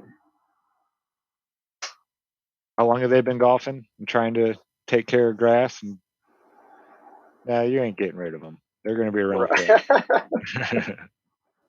I think when we had that Mr. Beast UV light before we blew it up, I had a really good ultraviolet that was a little bit lower than they usually allow you to buy here. I don't know how it snuck through, but the chlorophyll under the correct bandwidth fluoresces bright red.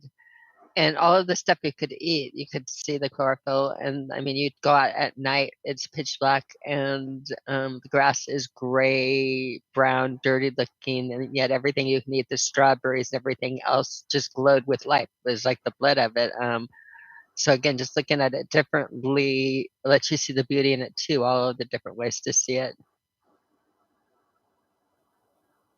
We had a mystery. I'm waiting for somebody to talk, but I had a mystery today when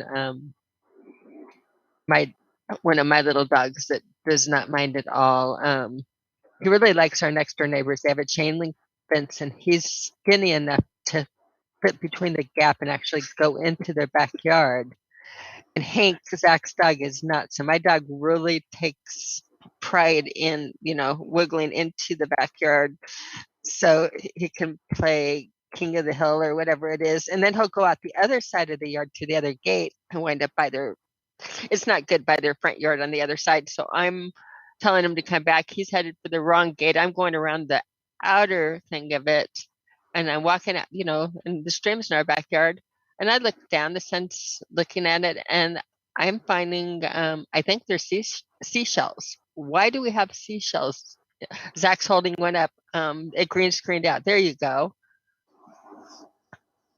That was one of the ones. There's some buried at different layers of fossilization, but this is a riverbank here in Spartanburg, and so I'm trying to Turn figure off your this out. background, Zach. It keeps turning into Mr. Rogers' neighborhood.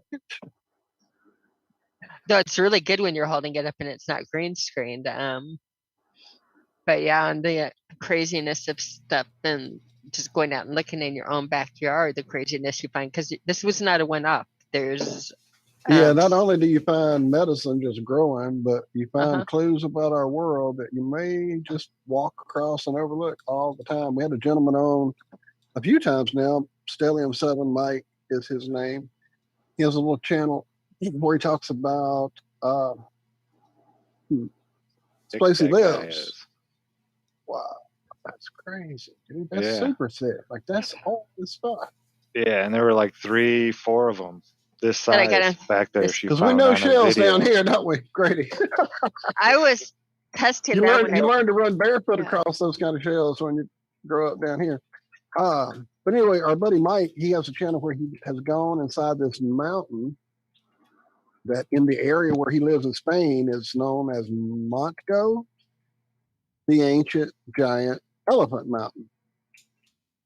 And so he went in there and started looking around, and dude, he found structures that resemble a fucking elephant's internal and anatomical structure. Myelin sheathing you were talking about earlier, you can see it inside where the eye socket would have been connected to nerves, and it's fucking insane. But there's also the smaller scale of stuff he's discovered where if you just look around the yard, you'll find rocks that if you really look at them have weird little holes and areas that look almost like artery places. Like maybe at one point they were petrified parts of animals and shit. I found one out in the yard just today with this weird little, like you see that little weird, what did I do? Oh, Cami started screen sharing. Oh, Cami was showing. That's fine. What you got, Cami? Oh, this is y'all's yard. Dude, this is where they live. This is the most That's the insane dam. That's the back side of the dam right there.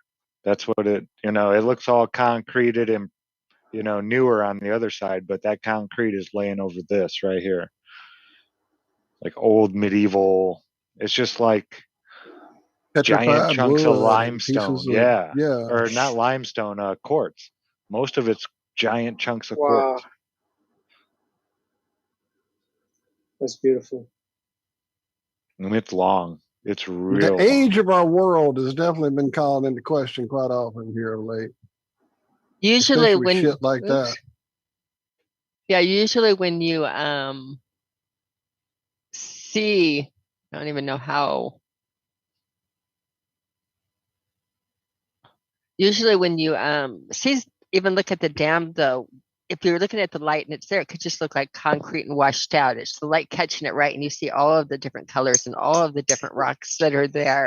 And really stopping to look at it. It amazes me how many people will look at it and not really look at it and what's there. But yeah, playing videos in the background. That's not the one I meant to play. This was, I think, oops. Nope, you hit it right. Did I? Well, there you go. Is it there? Okay.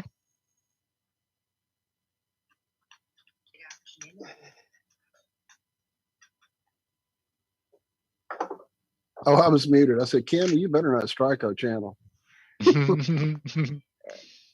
This is my iPhone video. I don't think I will. That's me talking. Hank, back of our house. Can you turn it up? We can barely hear you. There you go. Possibly. I don't know if I'm playing it with video good enough. Because the video is going through, I have my headphones on. I don't think I'm sharing the video right. Do you guys have mountain lion issues? We just had one We just had sighted, one. like quarter-mile from the house. And a couple And- nights ago, the dogs didn't actually want to go take their little nightly Mhm. constitution. Yeah, they were they a little didn't go afraid off to the go out porch. there. This one, can I Yeah, put up well, on we're at things? Oh, sorry, Cam. Go. Oops. I'll talk over this one. That's the one I broke before on the first time I went out. That's the one Zack was holding. Oh. And again, this is by the river up in Spartanburg in the neighbor's backyard. But when you look around, there's quite a few more. It's crazy, and I'm trying to see, is anybody else finding shells or other people looking? This is funny because these rocks were catching my If I'm not eyes. looking up in the sky trying to figure out what the fuck's going on up there, Cami, I'm looking at the ground trying to pick up a rock. My mom turned me into a rock hound at a ripe young age. It could be. It could be that your area was a sea, part of the inland sea, like a shallow sea or flooded.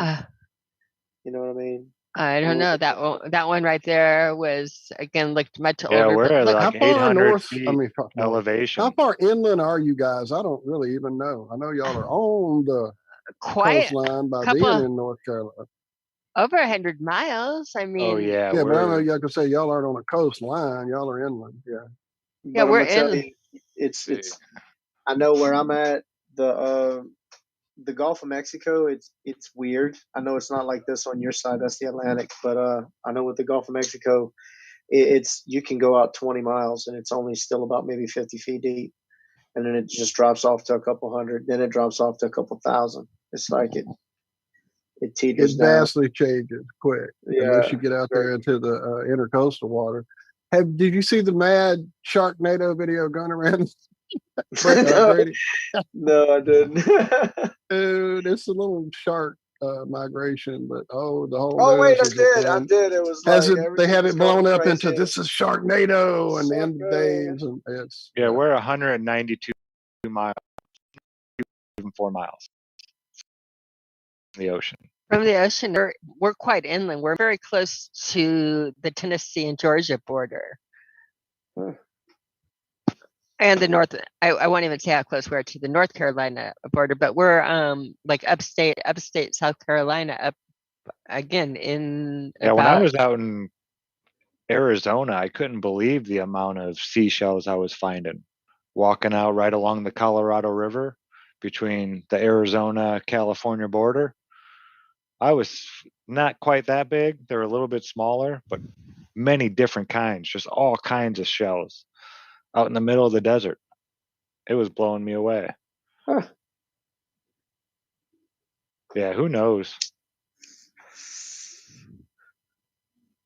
It's crazy just looking around and the beauty and the different things you can find. It never ever ceases to amaze me. Even again, if you're city bound, you can ask my husband about this. I was dangerous. You could take me and have the tire changed, in the middle of a downtown tire shop, and I'm in the rock pile next to it, pulling out, and this one looks like a bone, and this one, my mom. and and they're looking at me, and it's like, do you mind if I take this? I know it's your property, but can I have this one? And again, yeah, crazy lady, go ahead and take our rocks. Right, we're trying to take mom to see the Grand Canyon, and she's in the parking lot of the hotel picking up rocks. Like, Mom, we're gonna see pretty rocks here in a little while. Yeah, Cami, and I've got it. You see me? I'm showing off my rock I found. So yeah, I got it. It's genetic. It is. Yeah. They sparkle at you. They call your name. They say, "Pick me up." They say, "Shine me." And boy, you never are sad that you did that. That was my mom's thing. She wanted a rock from every state that she went to. That was her. She didn't want a spoon or that was our storage unit. It was rock. full of rocks. That's what it was. It was rocks from all over the fucking world. Yep. My mother is Bells. We were up in Copper Harbor in the Upper Peninsula of Michigan. It's like the furthest you can drive. It's the last city, and then there's a road you need 4x4 to get out to the point, the Land's End. And she told me to get this rock, and this wasn't a rock. This was a small boulder. Like, I'm rolling it to the car, And my stepdad's like, no, absolutely not. It's like, you got 20 rocks in there. The tires. Yeah, you got 20 rocks in there already that are well big enough. You're not putting that thing in there. That's like take off 2 miles per gallon with that rock right there. No. So just for the record, in chat, I've seen a few things go across from Damascus and Catalyst and Kyler there saying they love you and shouting you out. And I want to let them know the link you guys used to come and hang out with us a few weeks ago, that same exact link, whether I sent it email, text, I don't remember. it works, and you're more than welcome to hop in and ask and say and have a little reunion if you don't mind, Grady. I know it is your I don't appearance, mind. and That's my people. I figured you'd be down. That would be awesome here, actually. But if they can, they may have to set up things. And I know last time it was a bit of a electronic juggle like we did trying to get you in here. We've been doing this a year or three, and we haven't the fuck we're doing. I use Zoom. I use Zoom for our training missions. That Microsoft Teams, and we, like I said, we use our laptop. It's a lot easier with the laptop. Maybe But, that's my problem. I use a desktop and I've never run any Zoom training missions. Maybe I need to find somebody that can run training missions for Zoom. Get some Zoom training, right? You Shout out guys were Michael mentioning, Kretmer is apparently having to head out real quick and chat. It was good to have you hang out and feel that feeling of I want to hang out with these folks. You're welcome to come back around. I see some Mud Fossil University shout out. Yes, we all, well, I don't know if we all love Roger, but I'm quite the fan of Roger. I saw you talking about Mud Flood quite a bit there, and you're more than welcome to come back and hang with us as well, Michael. We're glad to have you in chat, my friend. Thank you. So you mentioned Mud Flood, and I heard you talking about some rocks that look like meat. You're a firm believer in the living earth? I'm not a firm believer in anything, Grady. Well, I'm a quester who has found some interesting shit that adds up to some crazier shit. Man, and every time I think I figured out that this might be something else throws that out the water, and I go and rewind and try to figure it out again. But yeah, we've looked at some interesting things. It's interesting to think that, you know, our society and our people have been coddled, basically, and treated like children. Fucking turned into cattle, let alone coddled. Good God. They treat us like we're idiots. Utter idiots. Now, if there is, and like I said, I don't sway in any direction. I'm kind of like Bruce Lee said, you got to be like water. You know, you kind of go perfect. What I was trying to say, you said it so much more elegantly. Go ahead, sir. But let's just say if, for instance, the books that were hidden and the things that were written are true, and they're these big giant assholes just kind of working with the government, looking to eat people and destroy us.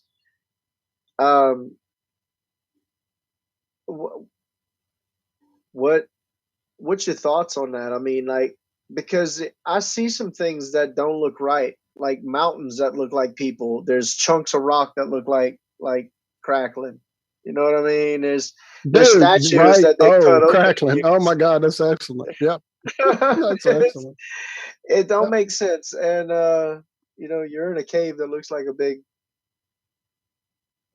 vaginal cavity. Anus or vaginal area or something. Yep, butthole, you know. Yep. But you see this thing, it's like I don't think that was carved. That looks too, you know, not carved. Well, dude, that's like what I was saying with our buddy Mike. I mean, he went inside an elephant that historically is called the giant fucking elephant. And he went in there to see, and he found structures that matched. It looked like bone connecting to, elephant. You know, like where the skulls grow together in an elephant. He actually studied elephant skulls and went in there, and it's like exactly the same. It's crazy.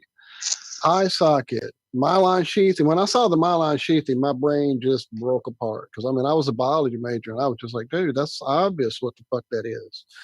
That's amazing. And he's been in there a number of times. So that level of, I've talked to this guy. We love Mike. We know Mike well. They've met Mike and hugged him in person at some convention. So, you know, it's not like my brother said he knew somebody's cousin's aunt's uncle. I trust Mike. I love Mike. I know Mike's done some real fucking research that has really blown some shit open. And I've seen some other things on other channels that, lead me to believe that we're probably pounding around on a bunch of, I mean, what does it say? Genesis 6, whatever. There were giants in the earth in those days, men of renown. So I saw a podcast or a news show from Australia, I believe. And just this guy talking about Putin and the war that's going on, and I found it odd for his selection of words is what he used. He didn't seem like he was mixing his words, and he was saying how he believes Putin is the good guy, and Putin and other world leaders are fighting a subterranean war to exterminate vermin that's been controlling our planet for thousands of years. That was pretty much his exact fucking words. Now, I don't think the war in the Ukraine is subterranean. Maybe she was referring to an underground war. I don't know. But A war going on that we aren't privy to. We don't see anything of this war. You know, it's not talked about in our world. It's not. And he's saying the truth's going to come out. That's what. It's just that whole interview was weird to me. And this was recently, a couple of days I saw this on TikTok. But a couple of months ago, me and the wife were watching some stuff on TV, and we were watching stuff about giants and Nephilim and these whistleblowers. And this guy said that he had family that worked in these dumb bases, and he said that you have to sign an affidavit saying that you won't mention anything like Jesus. You can't say Jesus Christ, not even stub your fucking toe. Like, you can't say that in there. And you work on the side of these giant assholes, and they call themselves Nephilim, and they said that they're waging a war on heaven, and they think they're going to win.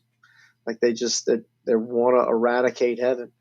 And that's just, it blew my mind to think that you have these things that people say, and if it's true or not, but a lot of history, a lot of ancient books. Yeah, they call it mythology now, but yeah.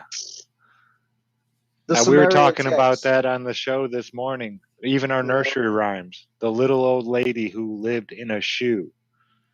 Whose shoe was that? That's got to be a really big shoe. That's a big ass shoe. Uh-huh. Yeah. I absolutely, dude. They got a lot of things that people find, and then all of a sudden they go away. Giant skeleton, and then people come in and haul it off. There's burial grounds that just get wiped. Well, I'll tell you one thing. If I stub my toe on a big fucking knee bone or something in my backyard, the last motherfuckers I'm going to call is the Smithsonian Institution. Yeah. Dude, it just poof, and it's gone. Giant.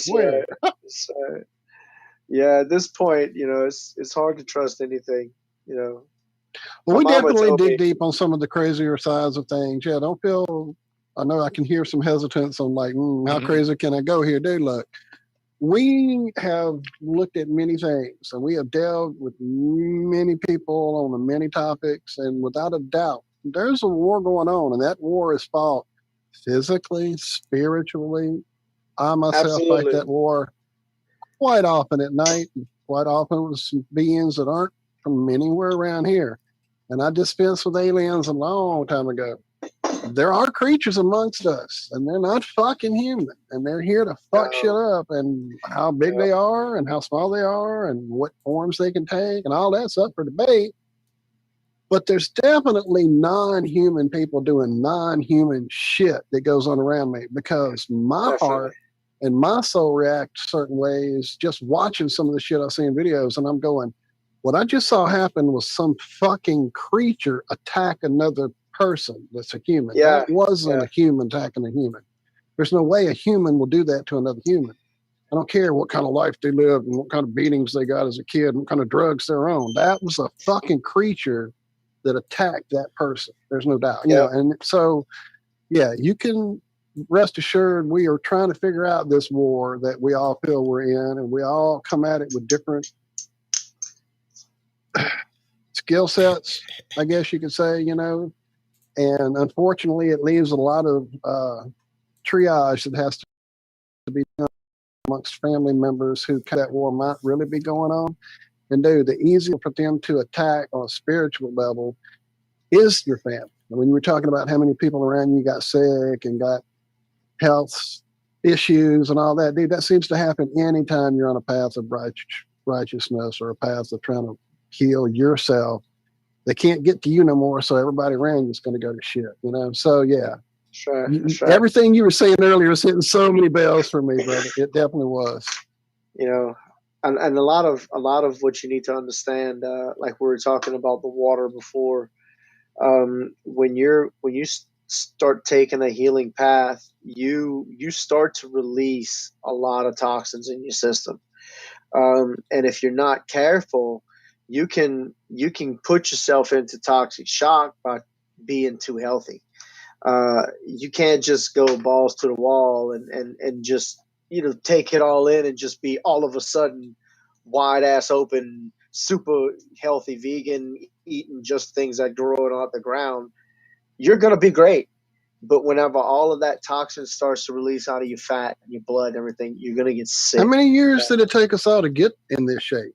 You know, we didn't turn into this blob of toxins overnight. So shit definitely ain't going away overnight. Dude, you know? when I It's was gonna a take kid, a process.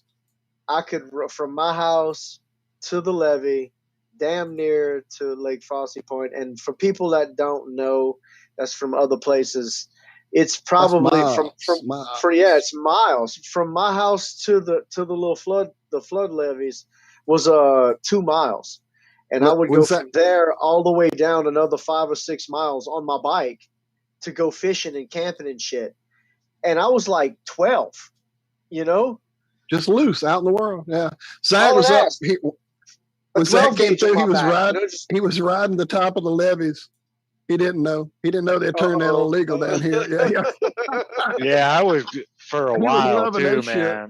I was like, "This is so awesome! Look at this. This is the coolest." And they go on for like ever. Yeah, for miles and miles. And then I went and I pulled used to love down, hanging and out there on was the a levee, sign bro. that said, "Do not enter." Criminal trespass, something like that. I was like, "Oh shit!" I'm glad nobody saw me up there. So when you're riding, they got the side of the levee where the road is, like the smaller road. On the other side, the basin side, there's dinosaurs right there. There's alligators 15, 16 feet long right there. I've seen them with my own eyes while we were fishing. One of them tried to eat my German Shepherd. It was amazing. It sounded like somebody had broke a motor. It was during the summer, and we're all swimming, and the water had come up high on that side. We're swimming and playing in it, and I'm fishing. I'm waist deep in the water fishing, and I could hear brrr, brrr. It sounded like somebody was cranking on a motor. And then I heard the last one, brrr, and then I heard that long hiss, and I was like, "Oh, that wasn't the motor." I said, "Come on, everybody, get out of the water, get out of the water!" And it came out of the woods, and it was massive. It was like, and they're not slow. They are not slow at all. They're faster than a horse up to like 40 yards. Off the get. Yeah, we got beat a horse in a race. It was so big. I was like, "No, we ain't coming back here." And then in the water, they're even faster. Well, you have to tell us about the time you saved your dog, man. We started that conversation before the show. Okay, so yeah, you got to. So I used to have this Labrador. Her name was Baby. She was our first child. Me and my woman. It was before we had kids. Purebred black Labrador. Absolutely one of the smartest dogs I've ever had. Best dog. As a matter of fact, when she passed away, my mom, she makes stained glass windows and stuff. She built me a big window of baby girl. But we were on the levee. I used to have this big ball, this big rubber glow in the dark ball, because she couldn't keep a tennis ball. She would eat them. I'd give her one and she'd eat it. It was gone. So I had to get something she couldn't chew. So we found this really hard plastic ball, and it glowed in the dark, but she couldn't pop it. And I would take her to the woods and I'd throw it all day. She would run so much, she would bring it back to me and lay down and wait for me to throw it. Like I could literally run her to death if I wanted. So her favorite thing was to me stand on the top of the levee, and I would throw it as hard as I could into the woods. And it's flooded. The woods are flooded. She would run full blast. She would start running before I'd even throw it. And she would hit the water, hit the water, and swim into the woods, and wouldn't come out till she found it. And I mean, it was amazing. It was her favorite thing. So she's swimming back to the levee, and it was So they had a road coming down. They had the levee was coming up. So it was kind of like a little V like this. And the land came up and the water came up. And when she got to that land, that little corner of the land, she went underwater like a cork. And she popped back up with the ball. Never lost the ball. Had the ball in her mouth. Kicking. She went back down again. And she came back up. Snot and spit. Never lost the ball. I said, oh my God, something's got her. So I took off running and I dove right over her back and I tracked her back all the way to her hindquarters and I felt its nose. The gator had her on the ass. So I just started punching the shit out of him, punching her in the face. My feet was kicking in the water. My wife said, she saw my feet kicking like this, and she could see me scrapping like that. I came out of the water with my dog, and I drug her up on the bank. Still never dropped that ball. That's a good girl. Oh, That is yeah, a my good knuckles girl. were bleeding. Fuck I beat the piss out of that gator. I think I caught a tooth. She was like, what did you do? You're crazy. I was like, that's my baby. That's my baby. I ain't gonna. And they are, though, man. Yeah. I would have That probably is done your the baby. exact same Fucking thing, A. dude. I'd have done it. Plenty of my I didn't cats even in a think. It heartbeat. was like, I Instinct. didn't even think about it. I was Yeah. like, that's a fucking giant killing machine underwater, Machine of I just, death. if I could have bit it, I would have bit it. It was just, I couldn't get all the way down there. I was kicking. Yeah, it was good training. Some good training, but Wow. I had already been forged in the fires of Mother Infantry in Alaska. I mean, we did some shit and I almost froze to death. My first field problem, they almost killed me. So I got that out of the way. My first trip to the woods. Good old government. Yeah, it was during the fall into the winter, and I didn't have any gear. I had just gotten there, so they Frankensteined me a bunch of shit and sent me to the woods. And then, like the last 3 days, it started snowing. I'm sitting in like the last day when the buses are coming. I'm sitting in the woods trying to start a fire, and everybody's like tactical and they had winter gear and shit. I had a fucking slicker suit on, and I was already wet, so I just started getting real cold. So I crept my ass into the woods, and they gave us some chemical bar bullshit that you heat an MRE on, you light it, and it glows blue. So I'm thinking, all right, I'm gonna be all hiding and shit. So I throw my poncho over my head and I light that fucking bar, and it's like I just got maced. It was like a chemical fire. So I fall down and I stomp it out, and I'm just sitting by this tree, and I'm like, well, fuck, I'm really not cold no more. I'm kind of tired, so I just kind of start getting warm and start getting cozy, Yeah, you don't want to fall asleep. Dude, all of a sudden I'm shaking like this, and I look up, and one of my sergeants is shaking me. He's going, "Kidder, Kidder," and I'm looking at him like thinking, "What the fuck does he want?" He stands I'll get up in a minute. and he's pointing at me, and he points over there, and I can see another one of my sergeants in the woods jumping like this, and he goes, "Run, run!" So I take off running, right? And I run to Sergeant Bartlett, and he turns me around. He goes, "Run, motherfucker, run!" They're trying to warm you back up, weren't they? Dude. So after a few minutes, I'm running, and it's just screaming, "Run, goddammit, run, run, run!" And dude, I'm like, "Why am I fucking running?" They were like, "Oh, you good? You good?" I was like, "Yeah, why am I running?" They said, "Oh, well, we found you dying by this tree. We was trying to save your life." Got to get that blood flowing and everything back. Oh, dude, so we sorry, almost killed you. You should have had some warm gear on. We sorry. Come on, let's get on the bus. I was like, bro, y'all suck. Government issue. Government issue. Jesus. Oh my God. Dude. Oh, yeah. First time in the field of lights. It was awesome, yeah. Good old coon ass, and I had to hike up a fucking mountain like a goat. I hated it. It sucked. The biggest thing I ever saw was the levee. And then I go trying to climb a Alaska. bog ass pile on the backside of Sterling or something. That's the biggest hill he's ever seen. I said, "What's this bullshit? The Earth just did this." I gotta walk up that bullshit. I ain't got like a pulley or some shit to drag my big ass. Oh yeah, good stuff.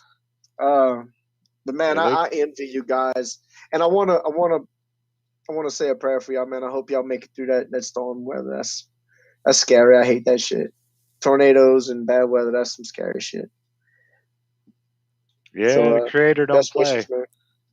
No, letting us know how little we actually are from time to time. It's a Absolutely. good reminder. And y'all in some beautiful, beautiful country. Oh, it is. It's gorgeous here. I'd love to go dig around your forests. You know, the swamp gets old. I can only find so much shit in the swamp.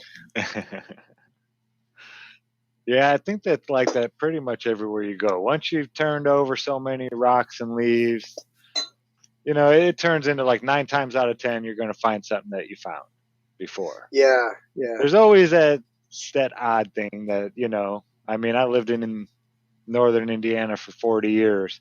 Didn't see a bobcat till I was 39, you know, and I just saw one running down some train tracks across the road in front of me real quick. I didn't even get a good look at it, but they've been living around me my whole life, you know. It's amazing. It's amazing. I mean, I tell people that too. It's amazing what you see where you see it, because I was stationed in Alaska. I never saw a bald eagle, not once being there, not a single one. I'm driving home after I've been there almost 4 years, and I drive through Houma, Louisiana, the butt crack swamp of the state, and they got bald eagles everywhere. I'm like, what the shit, bro? Is this like the Twilight Zone? Now they got one flies up and down the bayou by my parents' house. I get to see all the time when I go visit. Yeah, So I know they're trying to introduce them to a lot more places now. They're trying to get them back, and it's like a huge fine. I think it's $50,000 fine for having a feather. It might be 10,000, something like that. But it's a federal. You know, you're paying that. Yeah, it's a huge fine just for owning a feather. I've never owned a bald eagle feather in my life. I love it. I love feathers. It's one of my weird collectibles. I have.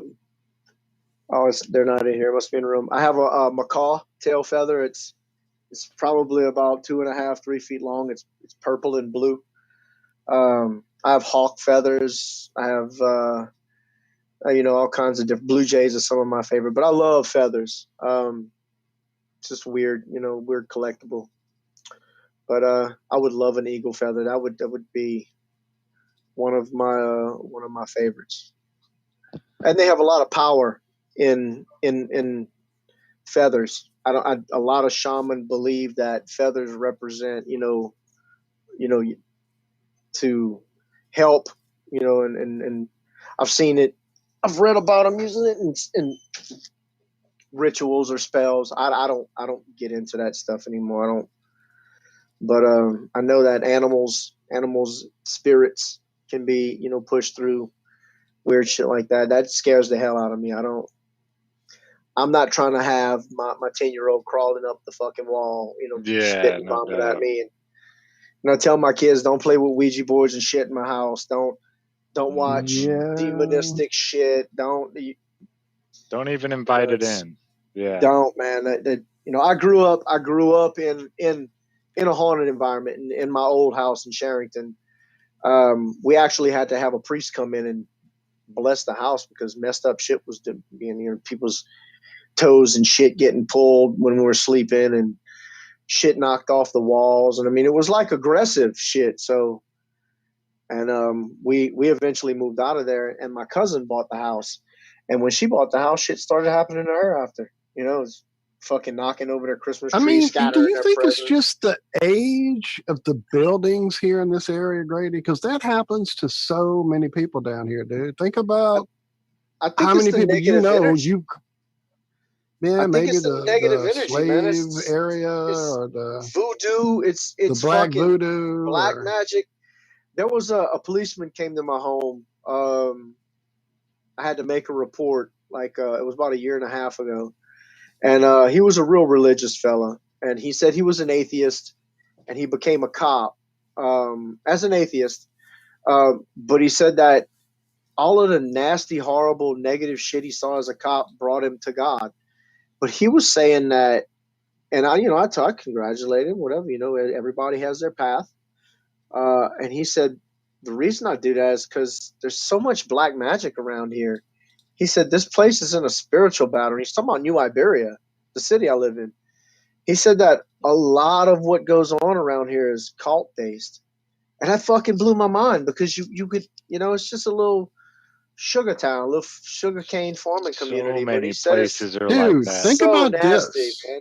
Grady. That little part right there beside the sugar arena, the one everybody goes walking and there's the Yeah. kid area. In the middle of that park is a pond. You know what it's called? Devil's The Pond. Devil's Pond. Yeah. Yeah. Why? Mhm. What the fuck? Why is everything the devil's everything? I don't know. I don't know. What the fuck? I have no why. Why is it called that? I don't know. I don't know. And that's weird to be called that in coon ass Louisiana. Coon-ass, Louisiana, right. Yeah. Who knows? I Yeah, love there's a it. lot of weird backward or back doings in a lot of these small towns. We had Yep. our town was like 2,000 people. The one I moved to this county because it was the least populated county in Indiana. It's like nothing but cornfields and little spots of towns. There was 2,000 people that lived in my town, and there was some weird stuff with making videos with children, and it was the preachers or the priest, Catholic priest. It was his son that was doing all this stuff. I And then his uncle was like the head Freemason and had all kinds of, they had all, I mean, these people had been attacked in public, broad daylight by parents and stuff like that. And no police, no files ever charged or never went to court, nothing like that. It's crazy, man. The stuff that goes on in a lot of these small little towns that you never think stuff like that would happen, and it never goes checked, really. right. I mean, we got to be vigilant. You got to stay active, and like I tell my kids, it's you got to have guns and eyeballs. You got to, where Yeah, I you're was like looking one is of the where you're first aiming. people that started telling people about it, because like everybody was scared of these people because they had all this money and they had all this power in town. I was like, I'm not from here. I just live here. I can pick up and walk to somewhere else. I was like, And wrong no, is wrong. you're doing wrong, and I'm gonna let anybody who asks me about it, I'm gonna tell them, because he offered me money to perform a sexual act in front of him while he video recorded it. And that I was like, well, what? Why on earth would you ask Pump the me brakes. that? Yeah, I was like, dude, I don't even know you. This is like the first time I met him. Whoa, that's so weird. I don't even know you, dude. Like, it'd be one thing if we're pals or something, but I don't even know you, stranger. Drink. I mean, it's just Yeah, like, it was so weird. you gotta dude. wine me and dine me before I start. Woo. And then I start Come telling on. people about this, right? Yeah, I start telling people about this, and they start telling me all the stories they know about this person and have heard and have never gone. And yeah, it turned into something where he was kicked off because he was on the sheriff's deputy squad or whatever. He wasn't a sheriff, but he was on the squad where he had his little badge and all that kind of stuff. And they took that from him. And all kinds of stuff. Yeah, it came out a lot more after he did that to me. Did you bring down a pedophile ring, Zach? Is this the first time hearing about the pedophile ring that you brought down as a child? No, this wasn't as a child. I told you about this when it happened. I don't remember that shit at all. The guy who asked me to do this? Yeah, I don't remember that at all. No. Walter, you don't remember this? Maybe it happened before I met you guys. I'm hoping Walter remembers. I know I've told you the story about the guy. I mean, you've told us about the DeMolay, and that's one. Well, no, that was when I was 11. This happened. That was when you were in my kid. 30s. Yeah, this was in my 30s. This guy asked me this stuff, and now that I you're started saying that, finding Zach, out. I think this conversation was one we were talking about too when we were talking about the whole like that guy that lives on the hill that wrote all the songs and Mm-hmm. That might have been that same time period, maybe. No, this was way before that. Oh well, then yeah, we must have not heard this one yet. Crazy. Wow. Well, then let me rephrase the question. Is this the first time I'm hearing about you as a grown-ass man bringing down a pedophile ring, Zach? Well, I can't quite say I brought down a pedophile ring, but I brought to light to a lot more people, what Right. was going on there. And yeah, I guess it slowed down a lot after that. He pumped he was having underage children, buying them alcohol and having 2 little boys have sexual interactions while he recorded it. As soon as I heard that, dude, I was telling everybody about this guy. That's horrible. This does maybe sound vaguely familiar. I know. Now it's I starting to come know. back I've around. told you this story before.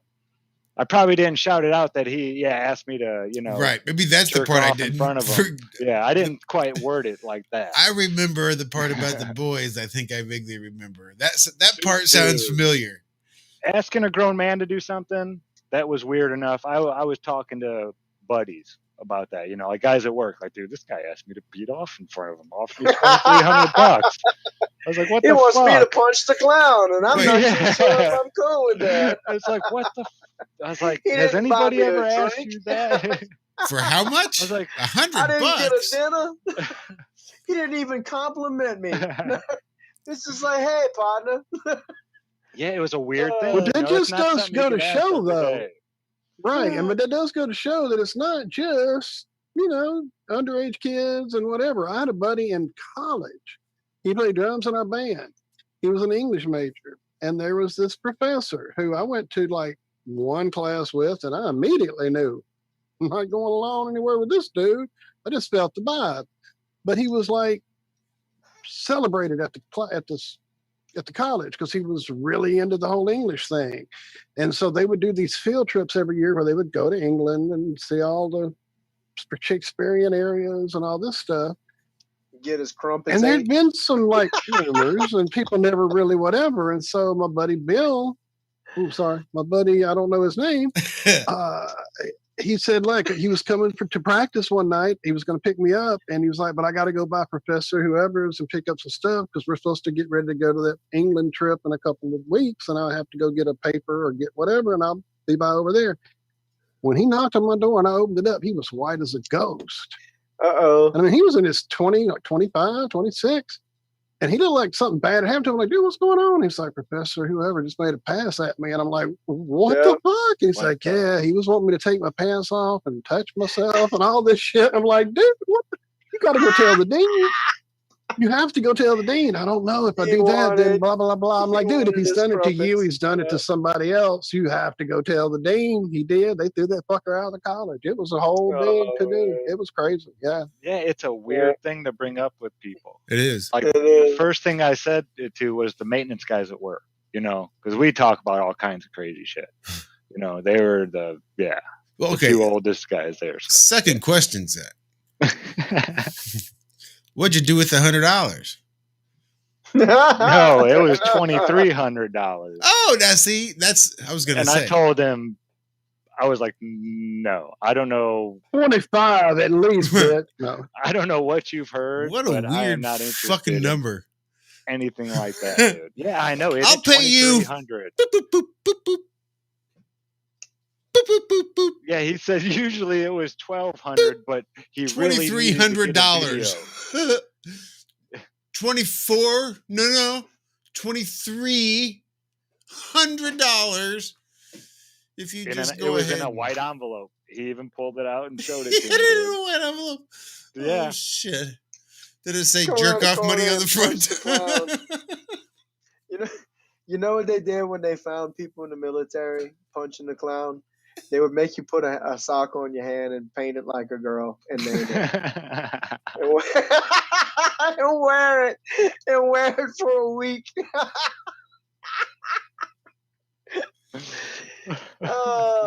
Mine's name was Lorraine. Doesn't matter which color of sock. I'm like, was Lorraine? Oh, that's great. Lorraine. I will My remember uncle that never told forever. me that story. I wish. Yeah. Yeah, He didn't man. talk too much about, when he was over there, but when he did, man, we heard some stuff that if we were younger, we would have got nightmares, So before you get But into the some of nightmare it's just funny. stories, No, I'm not gonna do no nightmare stories. But I'm the just being funny silly. ones are hilarious. Military guys We're have not. fun. I don't want to stop. I don't want to put this on, but here's a couple things has to happen. My cats are literally jumping on me, and they're going to knock something over. They're hungry. It's that time. So let me go throw some food in the bowl. I need to do a little relief, and I'm out of coffee. So why don't you put on a song that we can play that's acceptable and won't get us struck, Josh? Josh don't have a song ready. Zach, you got your ticky tack handy? Or It's short. I mean, I've got I just need stuff a minute to go handy. feed cats and take a leak, and you can too, Grady, and get something to drink. I know we've had you sitting there a long time, and I don't want to stop yet, and I definitely want to We can't take do care of these gravity, things. can we? Yeah, Can we? she took it off the fucking air. It's ours now. We own that bitch. Yeah. Finders keepers, bitch. That's right. You don't like it? We do. It's ours. I think possession's what, 9 points of it? All right, I'll be back in a minute, guys. I've already given Walt writing credit. Right? Fucking A. The solid tape. Produced by LC King. Fucking A. I know where Brittany's dad lives over there in Kentwood. I'm headed over and getting hooked up. All right, What's her name? Cheyenne. Cheyenne. You're not gonna find it there. And I think if you're trying to look it up on like some SoundClouds and stuff, she really did pull it. Like No, she's I'm now just the trying to bad look it girl. up on Bad girl. You'll have to play our video, our the better video. Yeah, go play the better video. Play the better video, Walt. Tell them where to find it. It's on our channel. The better one. Isn't it on our channel? How do I spell Cheyenne? Just go to the Iron Rail Media YouTube channel. It should be the first thing that plays. It should be that The better MFN video autoplay. of Gravity. Yeah. Ding, ding, As you see, Grady, ding. we've been doing this. We got it fluid, dude. It's not a fucking club in our system anywhere. All right, we'll be back in a minute. Okay. I see magnetic quadrupole. Anyone? That's the first thing that pops up. Did you go to the Is home? it like your very first video? If you go to the home page, no, it should just be on the autoplay feature on the front. On the front page, home page, main page of the Iron Rail Media. Main page, mind you. Yeah, I'm on Iron Rail Media. Just find more. Like, subscribe, discuss, subscribed. All right. Cami hits a homer. Magnetic quadrupole. Anyone? That's a first thing under home. That's amazing. This thing's even, there's anything still available.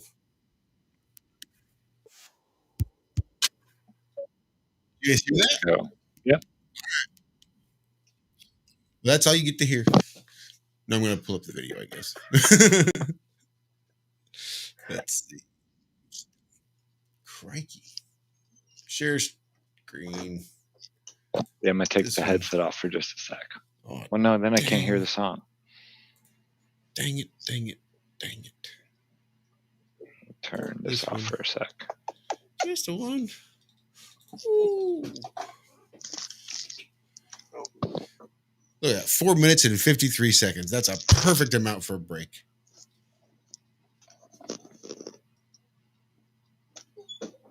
All right. We will be right back in about 5 minutes. But thanks, guys, for hanging out. This is Have No Sphere on the Iron Will Media YouTube channel. We are here every Friday night, most every Friday night, kicking off 5:30-ish p.m. Central Standard Time. You never can tell. Sometimes it's earlier, sometimes it's later. It just depends on what we're doing right beforehand. Otherwise, we are on Tuesday and Friday mornings as well, kicking off at 4 a.m. Central Standard Time. Over there on Truth Frequency Radio, TFRlive.com. We'll be right back.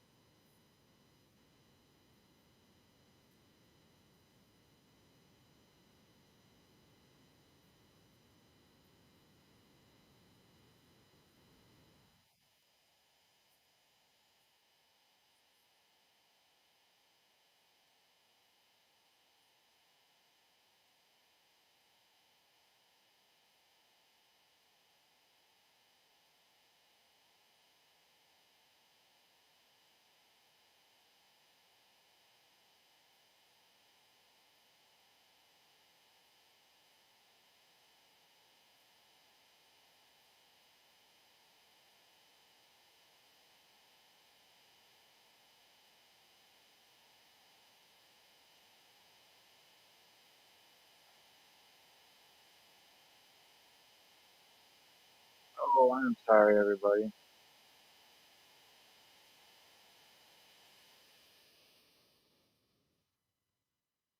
They're saying no sound. Well, I was hearing it. Right?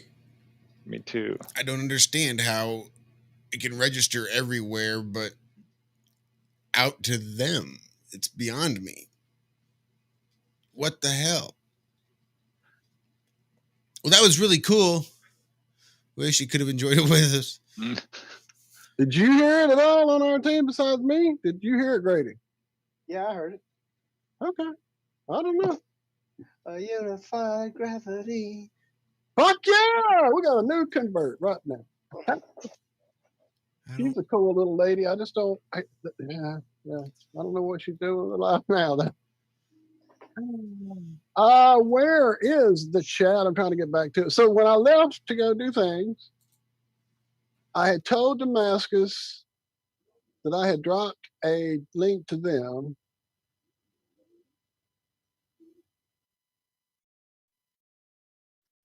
And I'm trying to see.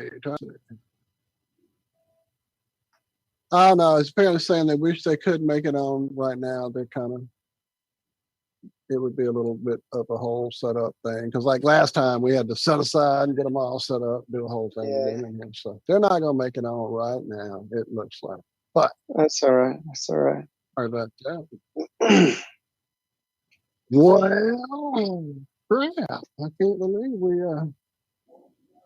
broke the same. Maybe if, well, I guess there's no point in me trying to play it. If they didn't I mean, hear it I then. could do it. I can do it. You mean to I'm just try? afraid it's going to I have- echo unless they've redone the drivers again.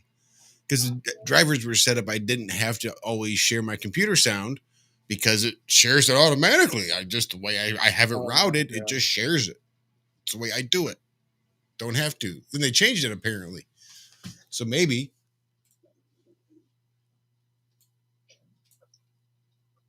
So I got a solid question here that I'm curious about. Shoot. I hear a lot of people talking about flat Earth. I even see it on the screen. So I know the understanding is that there's a firmament and there's something stopping between us and outside. Mm-hmm. Possibly. Well, I go ahead. I would want to imagine the universe as expansive and giant as we think it is. Why? But it's just hard to comprehend that it's all water. Well, what if it's not though that big as they tell us? What if it's all the stars and the sun and the moon and everything we see in the sky is right there, close to us? The lights in the sky, miles above our head, not billions and billions and billions, and some are this far and some are that far, but they're all relatively about the same distance, and they're all just right there. They are in the firmament themselves. With us. They're not outside the firmament. They're within the firmament, in here with us. Now, so on the that other being side said, of the moon, like the moon is, they're saying the moon is what are these 100,000? 235,000 miles away. Yeah. Roughly around there. NASA tells us, yeah. Yeah. But they also told us that was in outer space when we were kids growing up in the 70s. That moon was in outer space, and that's where those guys on that ship are going to. Still is. Right. It's also. Right. But now it's in Earth's atmosphere. Yes. That moon, that same moon is now within Earth's atmosphere. It's the halfway point. It's only halfway within Earth's atmosphere. Yep. That's what science tells us. Earth's atmosphere extends like, 500,000 miles beyond, according to science. So that moon marks approximately the halfway point of our atmosphere. So how's that air pressure work at ground level with that vast containment going out at least 500,000 miles? Gas pressure needs some type of Well, Grady, containment. you've been in airplanes. You know, a pressurized cabin. You can't rip a hole in the airplane and maintain a pressurized cabin. You can't open a rear Right. hatch and maintain a pressurized cabin. To maintain pressure, it must be contained. There's no way around that. There's no way you can maintain pressure with outside of a container. And the fact that we are breathing right now, that we have one atmosphere of pressure on Earth that it allows us to take a deep breath and exhale it back out implies pressure. Yes, but pressure must be contained. There has to be a container. The firmament must be there. What is it? All water? I don't know. Is it ice? I don't know. Is it- Is it electromagnetic? I ice don't know. Dome? Is it a glass dome? Is it some kind of magic crystal from God? Is it some type of toroidal field? Maybe so. We don't know. We haven't been up there. We don't have access to any of it. But what they tell us when you start looking at it, you know, was just discernment and start really putting it to the test and really thinking it through past the schools pushing it on us. Then you start really wondering, well, if this does this, why doesn't that do that? You know, if the Earth goes around the sun once a year, and that's a year, and so midnight over here on this side of the sun, I'm seeing these stars. How come at midnight over there, I'm not seeing a whole different sky, not just slightly shifted, sort of over a little bit to the south or to the east or whatever, because I've been looking at the sky since I was 5. Dude, I've had telescopes and knowing my constellation. So I want a whole different set of stars looking out at midnight every year, every 6 months, not just a slightly shifted set. That makes no sense. And then if you tell me the star's light has been coming at me for a gazillion years, and that star could have burned out, 1 million years ago, and I wouldn't even know, and that light's coming at you always, so you're going to always see that light till it finally finishes burning out, well then, wouldn't the sky look like a fucking Pink Floyd laser show all night long? Or just a wash of white light all across the sky all night long? If all those stars I can't see in the normal sky that are just a little dimmer, isn't their light coming at me constantly for a mazillion years? So it just all starts not adding up, really, when you put all the pieces together. And I mean, I went to school for a whole bunch of this. I took planetary orbital mechanics, and I took math that really whipped my ass, and I got the fuck out of there. So I'll be honest with you, it was not for me. But I try to understand it, and it just never made no damn sense. Oh, well, that don't mean the Earth's flat. No, it don't. But when you see too far, and when you can't determine motion, and when you start adding up these bits and pieces, it starts really making you question the official story. A lot of people see the picture of like a flat Earth floating in space, right? Is that kind of what you're envisioning in your head? With the dome on it? Yeah. Well, that's not the way we're looking at all. it. What we look at it at. Like, granted, first year, a lot of us went, "Oh, cool, disc in space." But we were learning. Trying to figure this thing out. But think of it as just a big, giant lake. Think of, let's start small. Think of a puddle with some rocks in it. And those rocks are sticking up out of the water. Well, the water's flat, right, in our puddle. And it's surrounded by a shoreline, an edge that's raised up higher than the water. And those rocks jutting out, we're going to call those our continents. So we don't know what's out beyond the edge of that shoreline. We're not allowed to go there. Okay, we don't know what's in the center of this puddle either. We're not allowed to go there. But anywhere else in that puddle we can go, and we can make the whole globe and everything we see, the lights in the sky, everything work on that little puddle without it being a ball floating in space. It's not in space. Space is just anything above the ground. Now, how far out that goes, we don't know. How high up it goes, no clue. The furthest we can get is about 150,000 feet, spending a few $1,000s on a balloon. And that's the highest we can get as amateurs without getting into really expensive rockets and things like that. Might get shot down. We don't know what's up there. Right. Go ahead, John. I said those really expensive ones might end up getting shot down, so it's not really worth the risk. Yeah. But if you There was a imagine, team back in 2015 that a lot of us have controversy with this rocket launch, but it was supposedly an amateur group. It was the Go Rocket, and it was to go up, pretty high. Like, was it 70 miles up? Is that Yeah, the it number? made it to 73. So they were going to go up over Arizona, 73 miles with this homemade rocket. Not homemade. I mean, they were scientifically, well constructed rocket. And so in this rocket, it goes up, and you see the video. And the video is this rocket spinning, because, the camera's pointing out, not up or down, but out.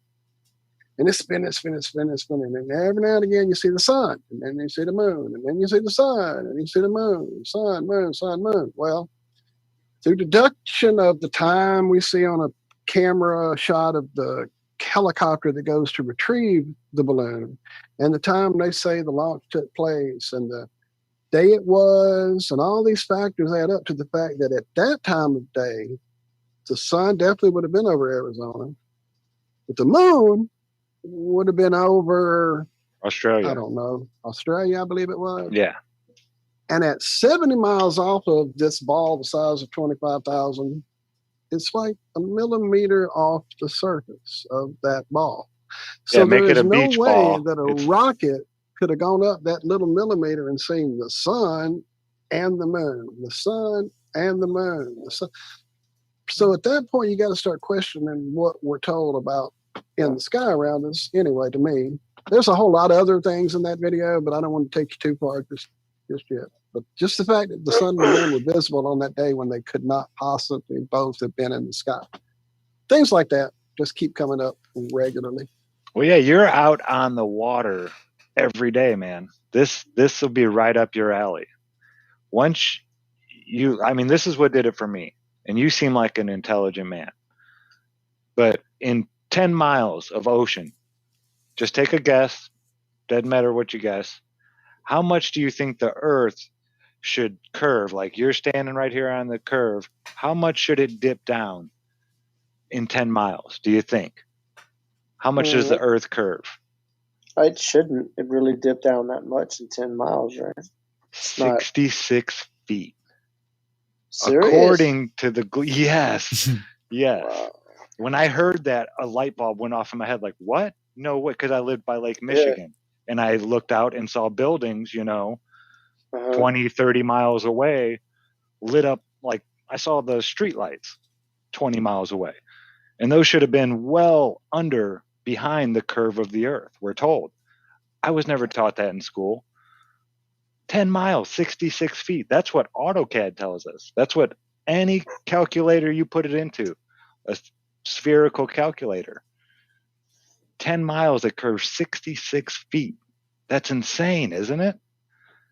So that's what got me to it. It wasn't the lights in the sky or any of that stuff. It was, man, I can see way too far on this supposed thing that's supposed to be going over and down. I thought, just like you, 10 miles, what is it, curve 20 inches, 30 inches? Not that much. Yeah. It couldn't be, right?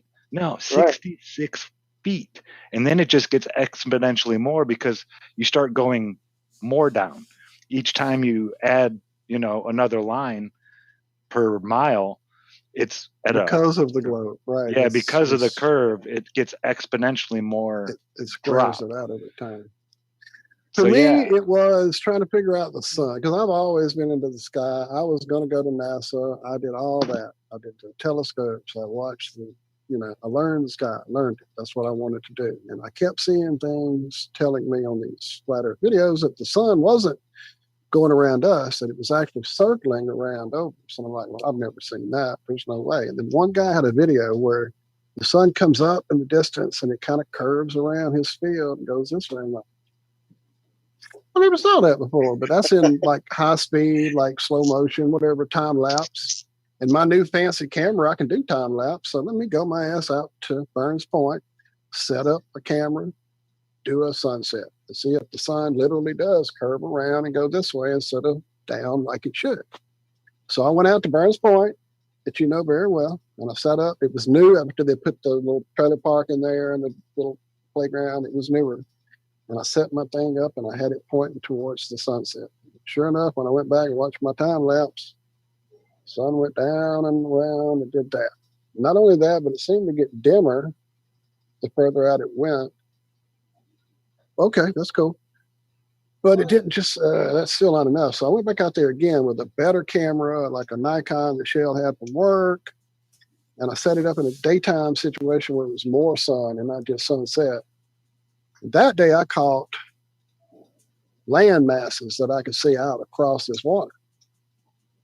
And when I went back on Google Earth and started looking, I thought maybe I was seeing a couple platforms that were just right out there. But one of them was this thing called Marsh Island. I don't know if you go out there enough to know it, but it ain't close. It's out there. What? It's like It's 18, 11, 20 miles out. It's about 10 to 11 miles away from the bank.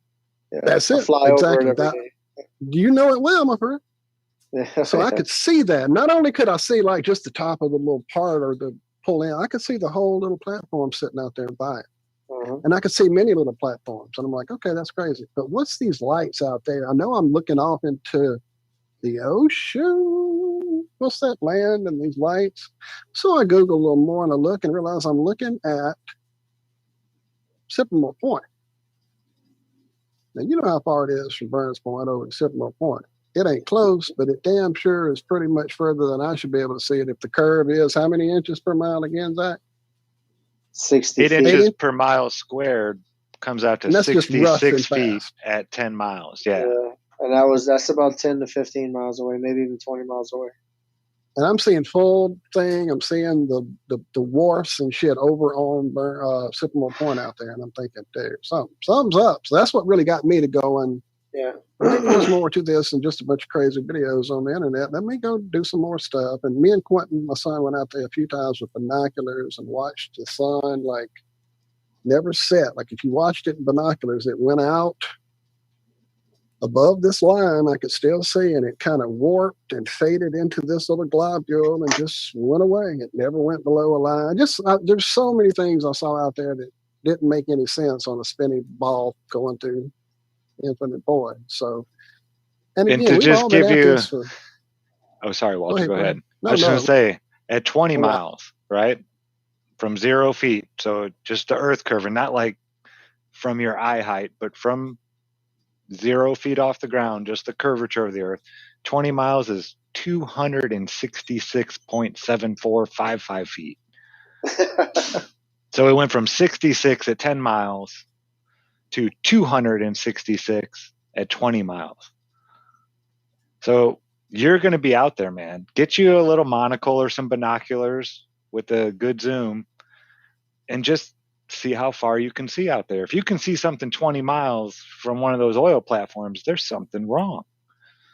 Yeah, man. I get on our helicopter. I fly anywhere between 800 feet to 5,000 feet. You know, I fly out, and I don't see a curve. I mean, I know you're supposed to get really high. It's supposed to see a curve. Well, they used to tell us 60,000 feet. Yeah. That's what they used to tell us. In military planes, you know, the U-2 could see the curvature of the earth. They went so high. The Concorde could see the curvature of the earth because it went so high.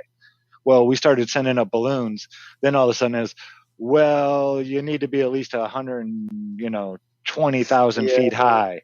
And then They keep moving the line. yeah, and now they're saying they call that crawfishing. You Yeah. crawfishing. You Yes, move we back there. do. So. we call it moving is the globe crawfish season. post. It's the Yeah. globe post. Yeah, because it seems like every time we stump them with, this is physics. This is just how the world works. We didn't write it. But you can't go and defy physics with Walt Disney. You need to give me something better than Walt Disney. So me and my boys had a discussion recently, and it was more on the lines of what if, because they get scared about things that normal people don't. I get terrified my kids are going to get sick and are getting into an accident or to get hurt. They get scared of the four horsemen are going to rise from the grave and start plundering the. I'm like, are you serious? You're not scared of like getting sick, and are you scared about something like a giant busting out of the ground and stomping a city flat, or Godzilla attacking, or you know what I mean? Or hey man, maybe they're having dreams or something that are, hey, I won't go see the ocean anymore because of a vision. I call it a vision. Some people may call it a dream. This was more than a dream. This was a vision. And I saw the Yeah. tidal wave that was coming to wipe out the East Coast. And I don't want to be there when it happens. I am Dude, I not couldn't going to drag that I've Zach. seen coast. some movies too, and that's just. I couldn't drag Zach down to Burns Point to show him where I found the videos he had seen from the channel. I couldn't even get him down there. He wouldn't go. I'm like, man, it's no. I keep. Yeah, but yeah, man, the kids definitely, I think, pick up on both. You know, the media they get said, of course, but they pick up on stuff. Kids are not as programmed as we are. They are not as flooded with the worldly shit as we are at the age they are. Now they can get over flooded with it. But yeah, man, they pick up on stuff and probably they think are telling about the us a end whole of lot. the world. You know, it's not for them. It's not getting old or because their future's wide ass open. You know, when we get old, we're like, all right, so Well, now yeah, my when you're choices are young limited. you're young and you learn about it. You're thinking, oh, this is going to happen right now. And then all of a sudden, give them a few years.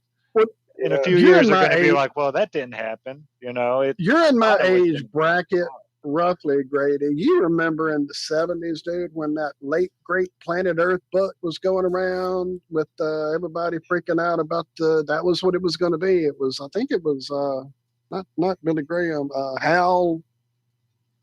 Hal somebody, but that was the book everybody was scared of. Here it is coming. The Russians are going to nuke us, and it was the late great Planet Earth book, and everybody was so scared. I mean, they do this. They keep that fear stoked. They keep it going for every generation. They think the world's going to end tomorrow, So this heaven plane of forbid they existence figure is on out. fear plane, so that's how they continue to control. You got to keep a fear plane. You got to keep people bound to fear, to be afraid to do things and help things. And people don't want to really help a lot. You can see it in social experiments. We as a society have become selfish and in a hurry. There's a social experiment where a little boy is in New York and he's on the street and he's in a fucking trash bag and he's freezing to death and nobody's helping him. He has a sign that says, "Please help me, I'm hungry and cold." People just walk by him and he is a little fucking boy, like maybe 10 or 11 or 12. And the one person that helps him was another homeless person that came up and gave him his jacket and a blanket and helped him while other people just walk by.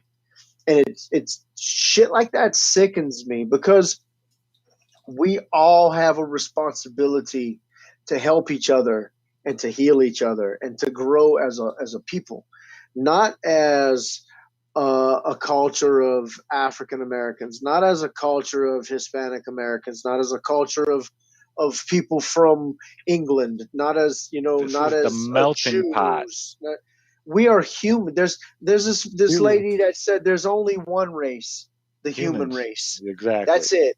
And the things that we can teach each other, it's never ending.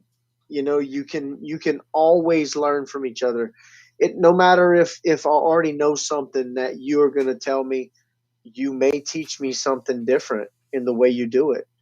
Always listen. You listen to people tell you things. You listen to how they tell you. You may be taught a new way. And it took me a little. Oh, sorry. No, go ahead. No. I was just going to say it took me a little while to learn this, but once my little brother came around and I got about 18, 19, I learned, damn, children are smart. I'm going to listen to what he had. I never ignored him when he was speaking. I was always, because some really intelligent stuff came out of that young boy's mouth. And I learned a lot from him while I was teaching him the same, as much as I could. All my knowledge I was trying to pass down to him. Yeah. I realized that he was teaching me at the same time. And it was a symbiotic relationship. And it's not just teaching, we need to help each other.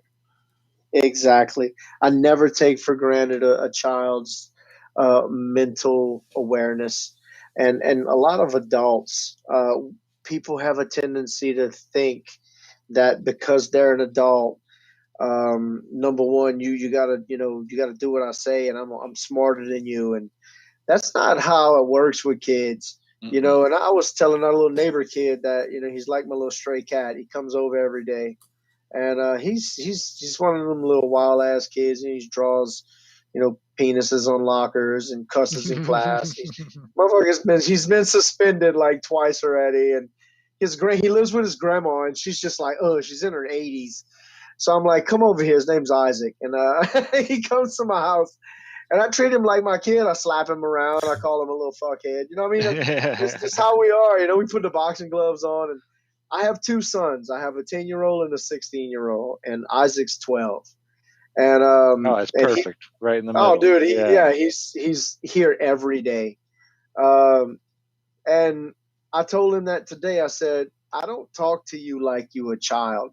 I said, because I hear when you try and make a little penis joke, or you know, you're talking about a boobie, or you make a gay joke or something. You know, kids do that. And I said, you think you're sly because I don't like laugh or I don't show any intent that I know what you said. I said, but I catch the shit, yeah. I said, you're not sly, dude. I said, all the shit y'all did and we did it already. We already did it. See, not like, you know, but I said, it shows that you're a lot smarter than you portray. You know, you play dumb so you can get over on an adult, because adults have a tendency to dumb you down when they speak to you. And I said, I'm not like that. And he noticed that I don't talk to my kids like that. I talk to my kids like I'm talking now. I tell them these things, you know, be smarter than what you people expect you to be, you know, and don't take it for granted. You know, you are an intelligent human and you do know what you're talking about. So feel confident in that.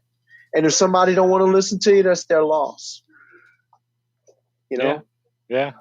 And they're cool with that. You know, my kids, they feel free when they learn something or they're curious about something. They feel free to tell me or talk to me about it. Not they're going to say something, and because I'm an adult, I might not believe. Like my parents, my kids were telling my parents some shit about the holistic healing and the herbs we're taking, and they were ignoring them and not listening to them until, you know, years later, we started pumping medicine up their asses and it started doing stuff to them. So they're like, well, you know, damn, they did know what they were talking about. Yeah, I've had that problem in my family too with my sister, because she's been in the medical industry her whole life, right? Oh, so she knows best. Yeah. Yes, sir. She used to suck down Diet Coke after Diet Coke. I was like, Carrie, you're overweight. Have you noticed how much more weight you've put on since you started your Diet Coke drink? I was like, you've gained probably 40, 50 pounds since you started drinking that stuff. I was like, that aspartame is the worst thing you could be putting in your body. Oh, yeah. 5 years later, she told me about how bad aspartame was for her. Because the doctor told her about 5 years it. of damage. Yeah. Interesting because fact. I wanted to tell you. Yeah. That It stuff, is so they good said to hear. Oh, go ahead. Oh, I was just say that stuff in Coke, it strips engines. Mm-hmm. Like, Yeah, dude, through the concrete. Put a tooth that your kid loses in a little vat of that overnight instead of putting it under their pillow. The fucking tooth fairy definitely don't show up. I can tell you that. It's fucking horrible what it does. Dude, it eats it alive. But yeah, you're so, Grady, I'm really so, like, I'm sending lots of, like, love your way, man, love and just positivity on the fact that you were able to show your folks something that has helped them. You know, unfortunately, so many people get locked into, you know, doctors or God. Their white coat gives them this amazing power of fucking super knowledge. And, you know, I'm sitting here watching my recent visit. I had to go with an injury. And I'm watching this dude fucking Google shit on his phone. And I'm thinking, oh my God, why do people think these people are any smarter than they are? They're idiots, you know? But people turn their lives over to these people who are supposed to be on their side and who are supposed to be looking out for them. And dude, I can't tell you the number of times I had to leave here, go to Oregon and find out what they've got mom on, how many, like literally one time it was like 25, I believe, different meds I had to work my way through and get her off of through titration, and just finally got her down to the one thing she had to have for her thyroid. And the one thing she had to have for her other heart AFib thing, and that was it. After I left, she was taking cannabis oil. She was outside walking. She was living. You know what I'm saying? Instead of sitting That's and nice. listening to a doctor with fucking Right. shit. But when it came time for the cancer, unfortunately, the cancer industry, the fear factor, it all just kind of did its job, and she elected to take that route first, and her body just couldn't recover from the Yeah. poison they put into her. So I And spent that those is the last months worst just trying to make thing. it. Oh, I know, dude, it killed me, but God, that's what she wanted to do.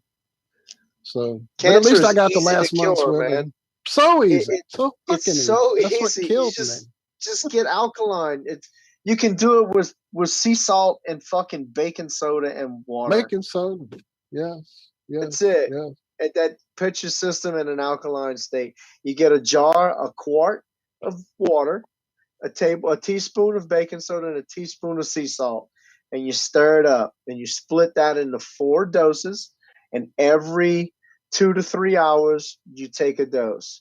And at the end of the 8 hours in the day, your system's pretty much alkaline. And you do that every day or every other day, and the cancer dies because your system is alkaline and it starves it. Yeah, it And can't live in that's a that alkaline proven state. fact. Yeah. Exactly. Mm-hmm.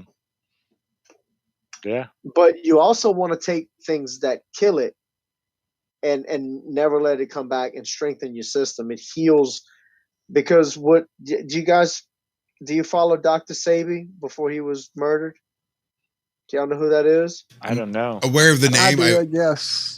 I did I not did. follow I him, found though. him through B.O.B., believe it or not. The rapper B.O.B. talked about him in one of his songs, so that got me looking to see what he was about. And yeah, I definitely was amazed by some of the stuff. He healed people left and right. And then he went to people, dude. He went to like big Yeah. people in the media and tried to talk to them and like, look, I've cured people of, fucking AIDS and blindness fucking and everything else. And they didn't want to hear that. They didn't want stage to hear 4 that shit. cancer, They never wanted to you hear know, that. Oprah, he went to hepatitis. her. She never had him over for his fucking show, her fucking show. Anyway, yeah, I I had know. some doctors talking to him. He said, I got 400 cases of cured AIDS. And they were like, oh, you're fucking lying or whatever, some British dudes. And he said, I'm not lying. He says, I can't fake this. They came to me and they had AIDS. And then I did what I did. Now you can take their blood and it's gone. How do I fake that? You know what I mean? How do I fake that? You can't. So shut up. It is what it is. And I followed him for a while. And he was going to open up clinics around the world. Yep. And he was going to heal That was people. his And next big step. the first couple of people were going to pay. And then everybody after that was going to be free because it was going to start paying for itself. And this man was in his 80s, still having kids. He hadn't been sick in 40 years. He stops in some small country in Africa because he had too much money on him. And within a couple of days of being in a fucking jail cell, he was dead. Wow. Horrible. This is the thing, though. I tell my kids this. I told them, I said, and I want to touch back on the whole end of the world thing. I told them you can't stress on the uncontrollables.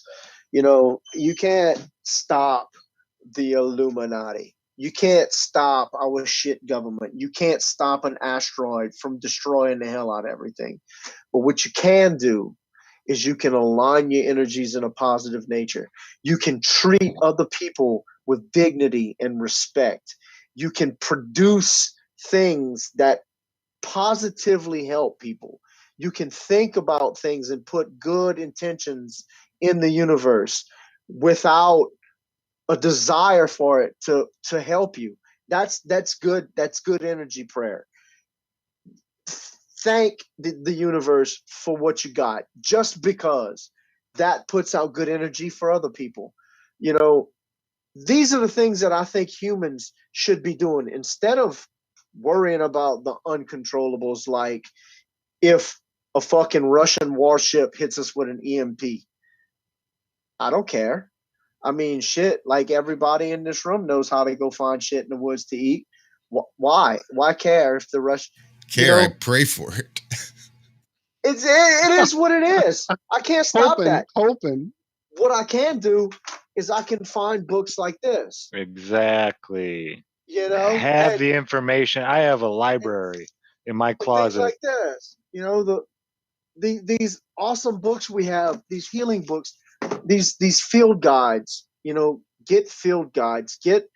I have it's in the front, but I have a 1,001 natural plants in North America. It's a field guide for that. I've been buying field guides. I've been taking our children out and having them to pick something and then go Dude, find. you know where's great for that? I hate to advertise Ollie's there in Lafayette. If you go through the little book section, you'll find all kind of little field guides for like $2-3 because it's kind of like they're getting rid of shit over there or whatever. Yeah, go hit Absolutely. them up. Go hit them up. You'll love it. Absolutely. I've got about 6 piled Yep. up over here. Even Yeah, man. little army surplus stores, they'll have the old survival field guide from the military. Yep. There's Yep. some really useful information in there. You know, starting fire with all kinds of different things.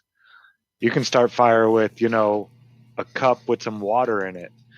You get it just right, and you can. That's right. A plastic Turn bag it with into about. land. A Yep. fucking baggie, Ziploc yeah. bag with water in it. I just Yep, watched yep, a yep, video yep. like 3 days ago about some dude doing this. Mhm. Starting it with the baggie. But like land navigation, all sorts of things that are practical use that I think that a lot of people would benefit greatly from knowing.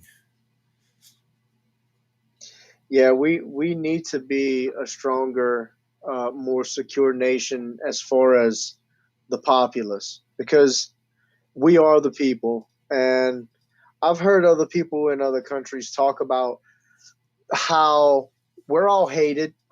Everybody hates America, but we are understood to be one of the true free nations because of our civilian military populace. Everybody has a gun, and we have the largest civilian military opposed by, you know, instead of Well- like China where you got to recruit everybody. You know, we have a militia, the largest civilian militia, because all you have to do is grab a gun, walk outside. What was that saying back in World War II? They didn't want to attack because there was a gun behind every blade of grass. Every blade of grass would have a rifle. There was no way they were coming to our mainland and trying to. I Yeah. can't tell you the number of times we brought up this topic, Grady, and I'm like, yeah, okay, boys, I can't wait till y'all get down here to these swamps with us. Come on down. Come Yeah. on down. It'll be And I worse than don't trying to want- fight in the Vietnamese jungles. I wouldn't necessarily oppose a one world government if it was organized and it was more like what we got to deal with freedom, you know. But then again, I don't really know if I approve of any government structure. There's no way It to do seems it. like There's no it way. seems like as soon as it gets big, it gets uncomplicated. I mean, it gets too complicated and it becomes a greed fest, It has a to pick be and get, a you know. fundamental shift in the way that human beings think about things. That's the only way Yeah. that works. It's the same sort of mind control that's gotten us where we are, plugging appliances into the wall that spins and charges us every fucking kilowatt hour so we can get paid every month or pay out every month just so we can Yeah. use this shit. That's the paradigm into which we have been boxed. And if we can learn to break free and think in a completely new paradigm where it starts off where individual liberty, the sovereignty of each individual person is the first and foremost thing that we focus on. Everything else comes after that. As long as you can do whatever the fuck you want, as long as doing whatever the fuck you want still allows everybody else to do whatever the fuck they want. Right, in a peaceful manner. Yeah, You know, well, it's got to we be in a can have peaceful a manner. You can't difference and force be somebody to friends. do what you want if it's not what they want to do. But it's absolutely right. There's no way to have a voluntary society, which is the only way a really government should work, right? And Right. that's the way ours is supposedly set. It's the consent of the governed is how they rule through our consent. We create the government to do the things that we don't want to focus on the day-to-day tasks. like the That's right. police and the military and all the other shit. That's why we pay the taxes to fund the shit, so we don't have to be a standing militia every fucking day. We can just pay somebody to Right. do it for us. That's what they're there Right. for. So we take our militia powers and we loan it to them and say, okay, government, you do this for us. It's our job, our responsibility, and we're going to place it to you. We've paid you. You do it. That's it. And if you're not doing it right, we need to take it back. But I think somewhere along the way, or that's just the same gross paradigm brainwashing that I've received. I don't know. But I think until we can start thinking of things in a different way, there is no way to even institute a one world government. There's Now, just not, it's because there's going to be dealing with something that human somebody doesn't agree with. selfishness. Says, I don't agree. And then, oh, you don't agree, you don't consent. So now what do you do with the guy that doesn't consent to a one world government? You send him to a different world? There's Right. And the thing about that you talked about earlier, the little social experiment with the kid in the bag, and then it made me think about some things I've seen over the years with just situations where they put kids in a situation to see how children would react. And man, granted, there are the ones where you see terrible shit ensues. But there's also the ones you see where this kid has less and this kid has more, and they cut their shit in half and give them. Or the room is, set one way, and this kid can't reach the thing, so they all help that kid reach it. You see that happen. I see that happen more often than the video where the one kid grabs all the candy for themselves. And I think that kid's already seen some stuff at his house programmed into that child that led him to be that way. Because I think at the most pure, unprogrammed, arriving in this place fresh as a new soul, ready to have the adventure of being human, that voice speaks to you, whether it is whatever you want to call it, God, Allah, whoever your name for it is, your inner self knows right from wrong. Your inner self, that voice is never not silent. It never silences. It always is there, whether you agree to do it or not and stuff. So the kids are still the key. They are still that key. And that's why everything they do now these days, man, the fucking pornography in the goddamn school books, the fear factor of these things that have your kids worrying about the fucking apocalypse, 4 horsemen coming, and you mentioned the asteroid one. Dude, when we were kids, do you guys ever remember a fear of an asteroid coming and killing us ever? No. What were we hearing about? We were hearing about we're going to have lunch on the moon in a couple of months. There's going to be lunch on the moon. It'd be just like going to New York, Yeah, well, we were worried about the missiles. But this whole push of like the asteroids that killed the dinosaurs is coming any day now. We had a near miss here. We talk about it on our morning show we do called the Ironworks. We call it Space Lettuce because it's just the same old story all the time. This asteroid's going to kill us next month. That asteroid's coming. How many near misses can there really be? And I think that's all part of the why would they lie to us about the big picture? Well, if they can convince us that we're swinging through this infinite void with no hope in sight, and at any second some rock could just wipe it all out in any instant, and it was all an accident anyway. I mean, fuck, we're lucky to even be. That whole mindset gets people fucked up from the goddamn ground running, So imagine but I what think kids it would be are awesome. putting up with. I tell them that. Look, if you don't think that would be awesome, honestly.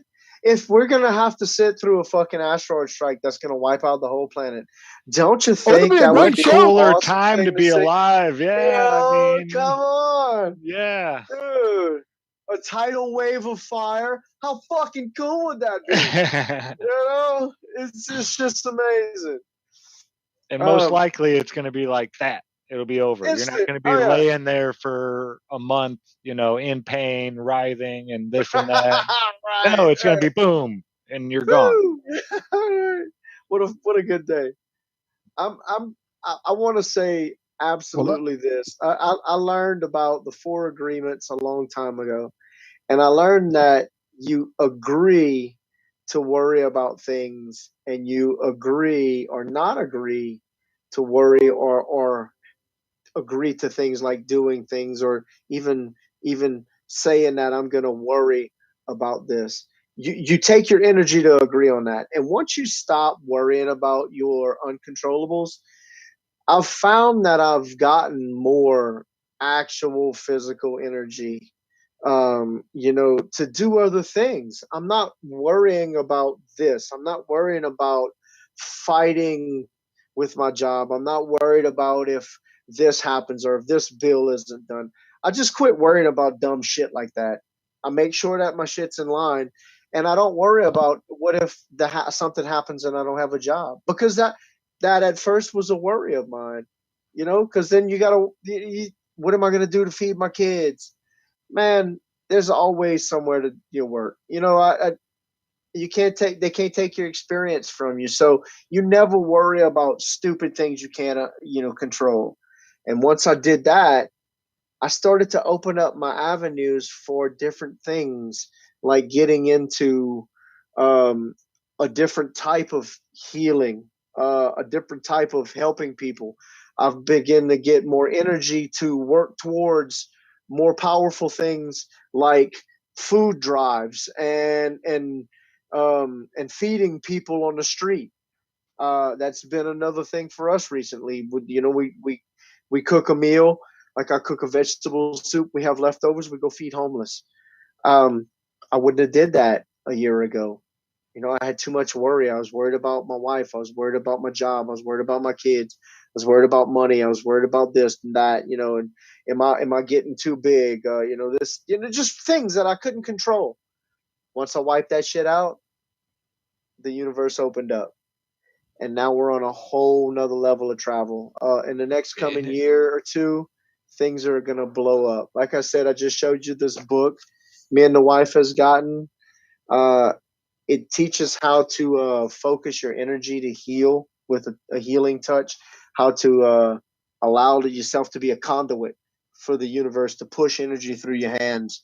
It's pretty interesting, the shit that's coming out of it.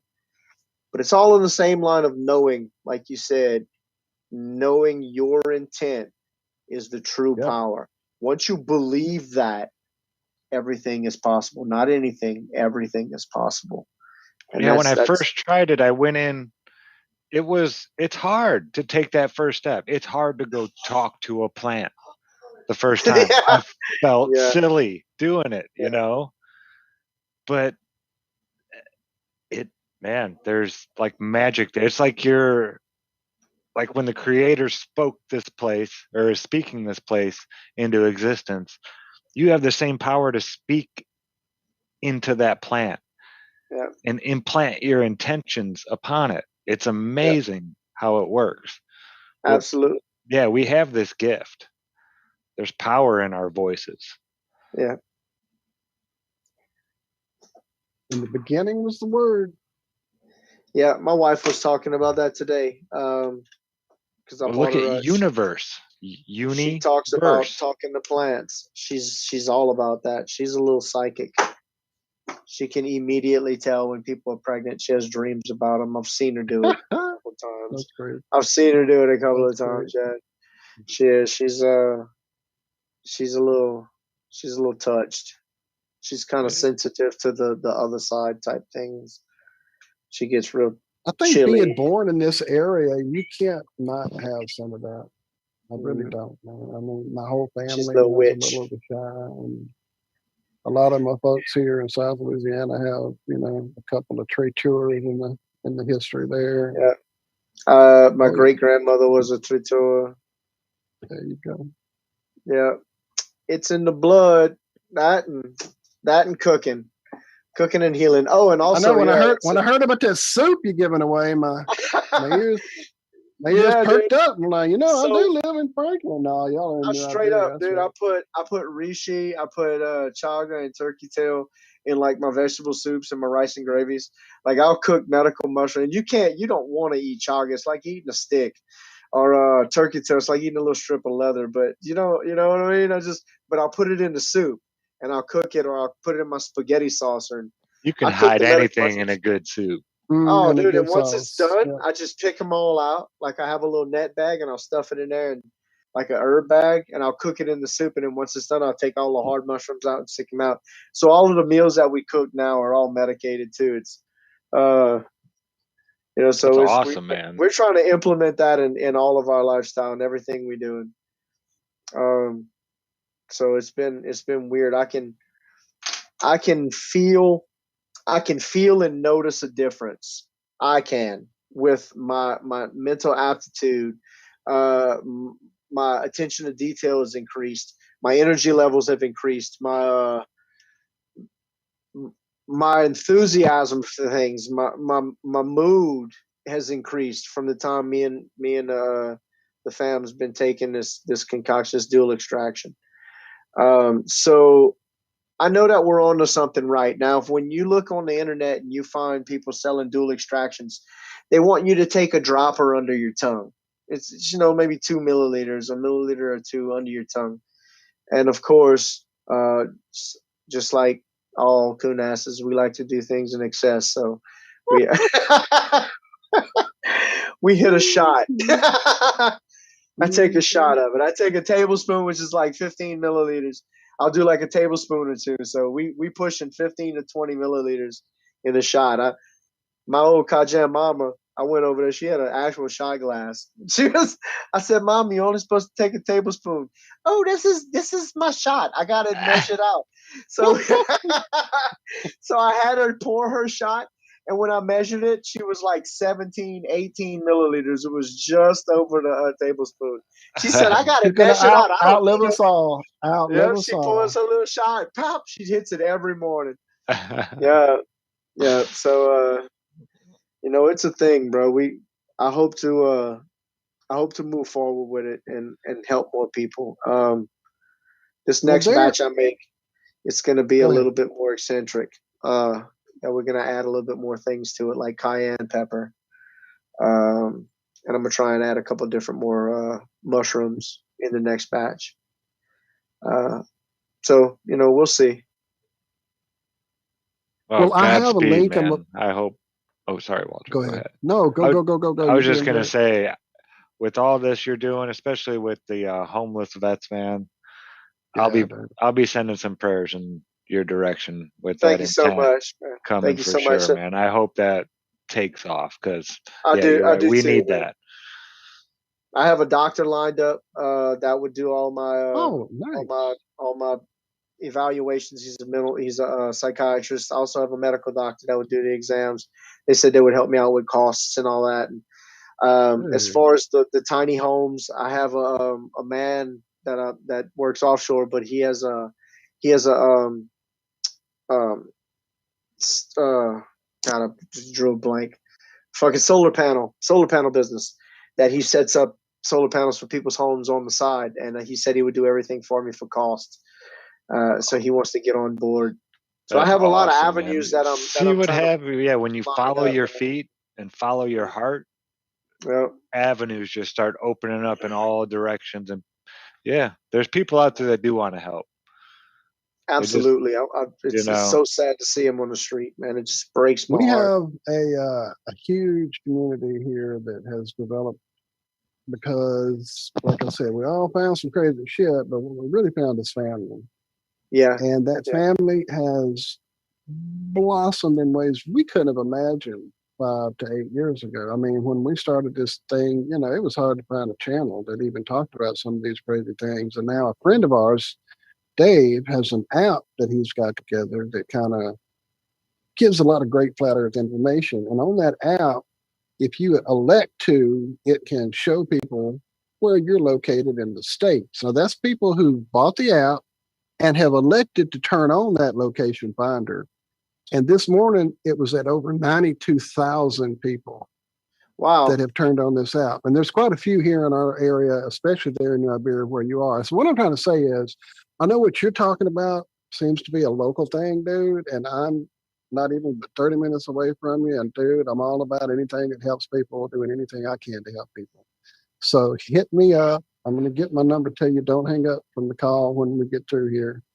But there's people who are doing some amazing things out there. Like I said, my buddy James there in chat, he's got a great place, him and his wife, Nugent, that they do some amazing healing with mushrooms and stuff I took right before the show. I was showing it earlier, the best herb. Yeah, It's you got should some check great it out. stuff in it. I'm gonna Grounded send you the link right extract. now. Yeah. It's Awesome. got, dude. So just the idea of getting this idea and making it even bigger than you could have imagined, dude, is something I would love to help you do, Grady. Really. So Absolutely. Absolutely. I'm astounded at the level of giving that you're at these days, my friend. It's really great to see. And no, it is Yeah. truly. I mean, we all go through things, dude. And I go Definitely. through some heavy shit too. And kind of what we do here is part of me trying to Yeah. give back to the world, because I've been blessed in a whole lot of ways through some of the dark places I've been. So anything I can do to help you out, let me know. And we're gonna, like I said, I'm gonna try to get you in touch with some people that might know some, some things they've done that made it easier, shortcuts to get those ingredients that are hard to come Absolutely. by, because some of them are definitely hard to come by. So Yeah, no doubt. dude, it's been mind blowing to catch up. And I have a cat here that is just panic for daddy, as you hear. But Damascus and the crew are not able to hop on tonight, but we should try to do like a reunion show, get you back on, get them on, because they want to come back on and hang out. They brought some great information last time they were here. So we're going to get all that together off the air, but I'm just putting that in your ear. Absolutely. Because I know your Absolutely. schedule's a little different than ours. We'll work that out probably in a few, maybe a month or three, Yeah, something I like got that. I got a terrible schedule, man. Like it's this horrible government job, It's I work a 5-3, so every other weekend they make me take a 4-day weekend. It's just terrible. Breaks my heart. Sucks. And they pay me for all of the holidays. I got paid holidays off, so just breaks my fucking heart. You know what I mean? Oh, and not to mention they give me sick leave every month, 4 hours sick leave every 2 weeks, so it's 8 hours a month, and it's 6 hours personal leave, so it's 12 hours personal leave every month that I can take anytime I want. Yeah, that So PTO. that's it's I just- love that stuff when I it's was terrible. working. It's just- Want to it's make it a awful. 5-day weekend maybe this time? Oh my I'm God! gonna take off that day. Don't worry about it. Oh yeah. Yeah, Just I like a never couple took days them all ago. in a row. I would always take Oh, one. dude, Just it's- extended yeah. my Oh no, roll over too. We have a system where you can roll over 200 hours. So if I get to that point and I can roll over, then they'll make me take like a whole month off. Dude, like my buddy, because it's he use was- or lose. You Yes. got to use them or lose He them. was so So just mad take that it they off. made him because he like never took off work ever, Yeah, and he hit that point where like either you take them or you're not getting paid for them anymore. that's right. That's right. it. You know, I don't have that's- that problem. I take my leave. Leave's Yeah. like money. It's supposed to be spent. He took. I like, got fussed at because I took a day off early this week, and they're like, "Man, you need to save that in case something happens." I was like, Yeah, "Er." sit on it. I'm out, Yeah. motherfucker. I ain't saving nothing. I'm going home. No, I do want to save them, but just it's Yeah, every once in a while, it's all Sometimes, right. yeah. Yeah, I always Yeah, say I sometimes. always had like a few days on reserve usually. yeah. But when I had an extra one and I felt like taking it, I'm taking it, man. You're not talking Absolutely. me out of work, out of Absolutely. leaving work. Yeah. I'll lose money right Absolutely. now at this point. I've got about 5 days saved up. And that's just for going to South Louisiana as soon as I get my car replaced.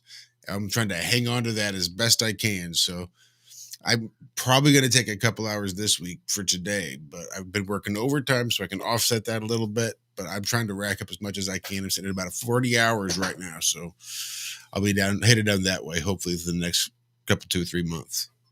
Hallelujah. Well, I'll cook a gumbo, man. We can have Ooh, it. There you Now go. we're Fuck talking. yeah. I'm a beast. I'm a beast on the stove, bro. I can cook like an animal.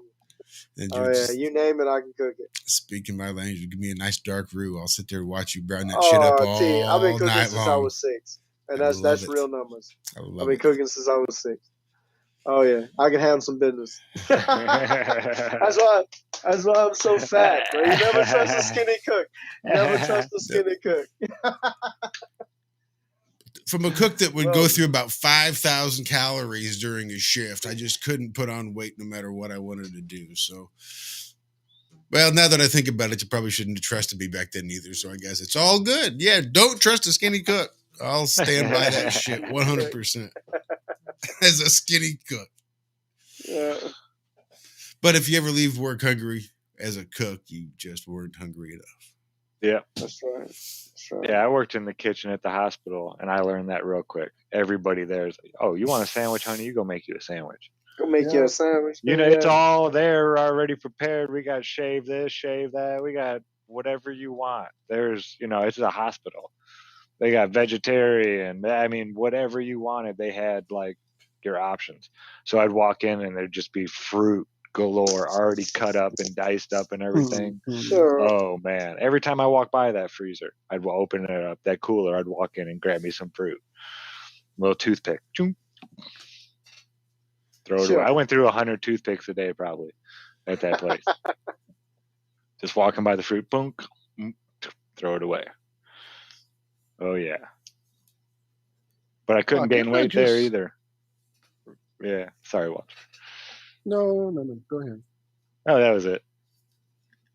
Just looked at my clock again and thought it was like 8. Now it's 9 o'clock. So, Absolutely. Grady, I know you have family there. We don't want to keep you all night. It sounds like we easily could, though. Damn it, because dude, it's good to catch up. This and is awesome, Yeah. meeting you, man.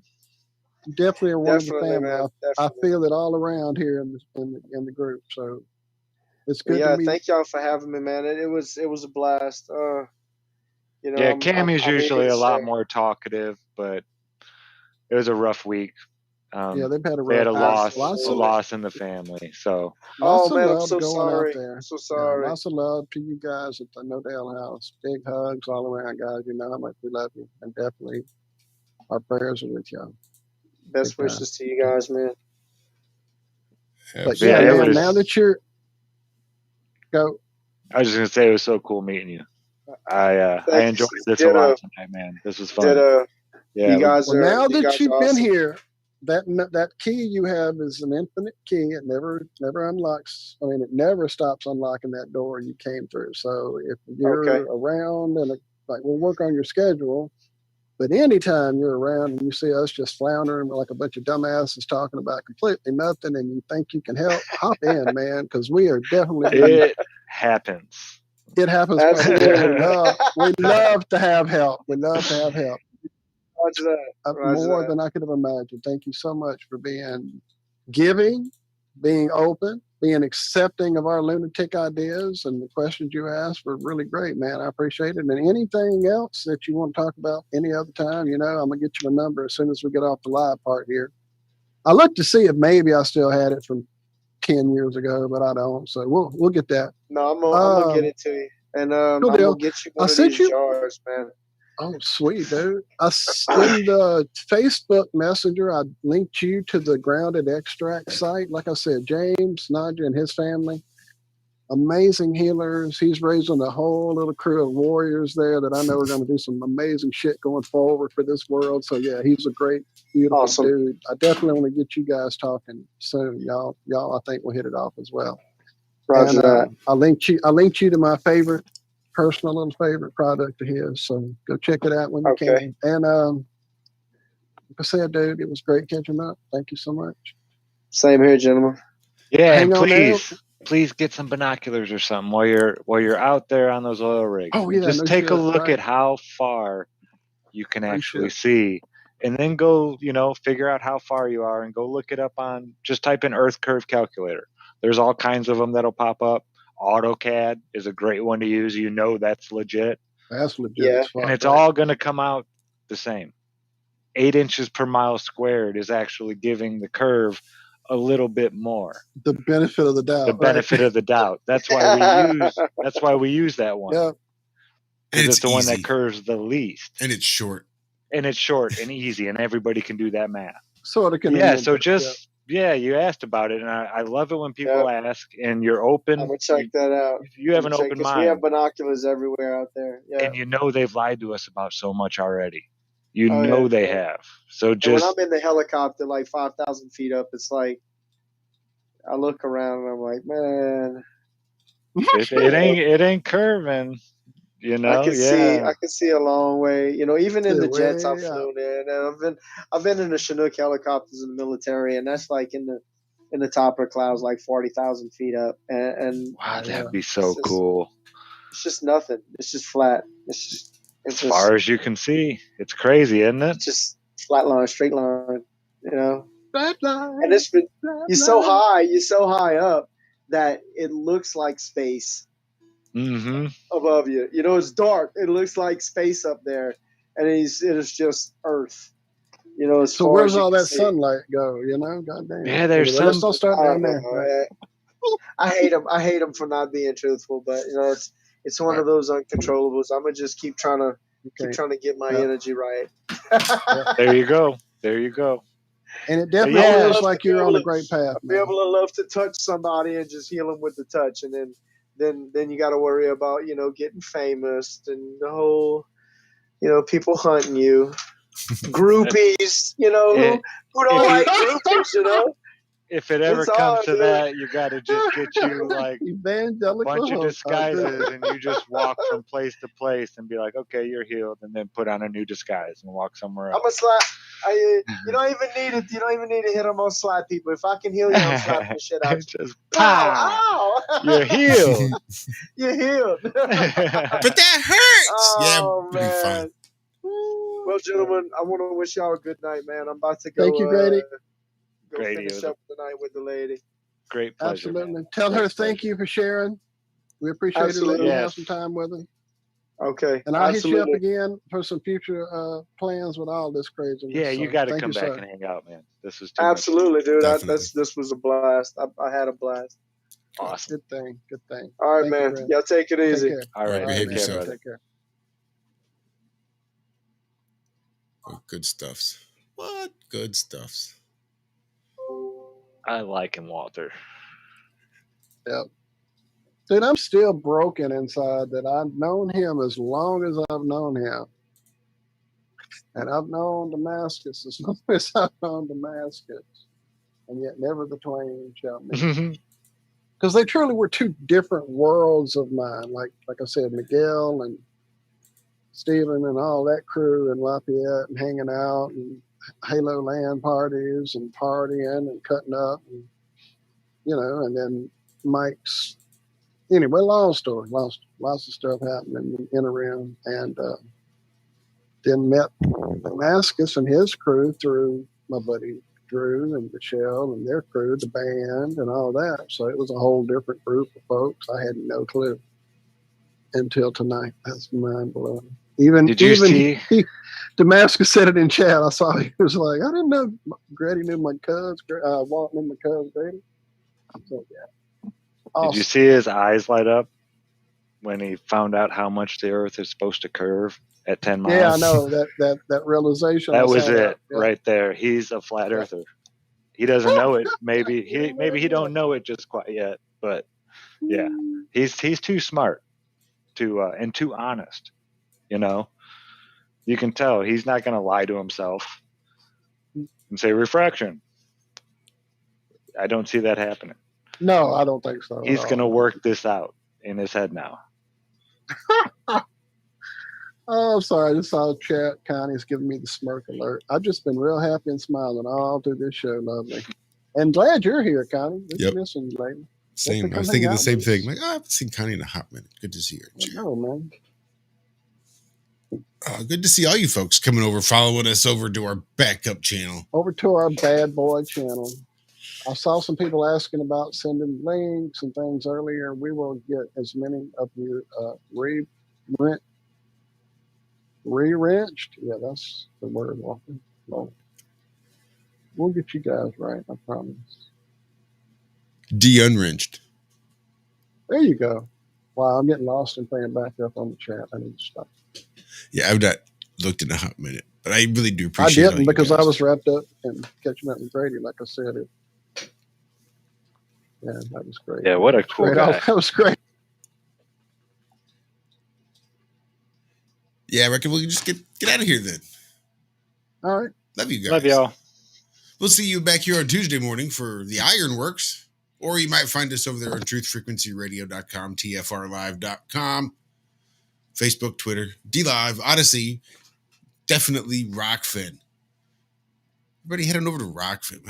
Rockfin does not get nearly enough love, considering once we get booted off of YouTube, that's where we're I going to know. spend most of our We're going time. to be over there as soon as we get rocked out of here because it's coming. It's We about coming. gave up and tired of their bullshit, so I'm tired of fighting my words.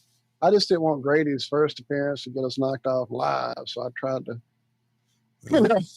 You've survived that so far. But yeah, So dude, far. thank you so much, Grady. That was great. That was great. And I'm excited to try the magic medicine. I'm excited for you. That sounds really awesome. I'm going to have to. Yeah, Zach, I don't know why you keep fading in and out, dude. Your frequency is not quite. We're losing this pattern, Captain. I took the lighting away.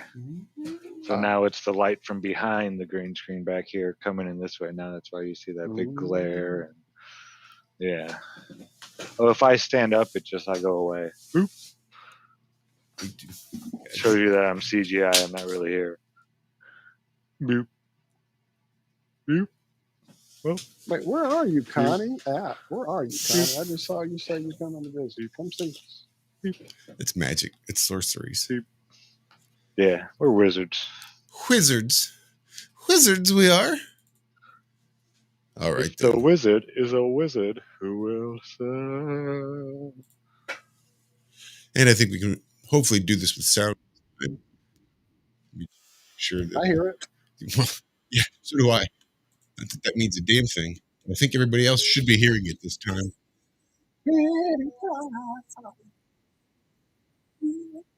All I got to do is show it.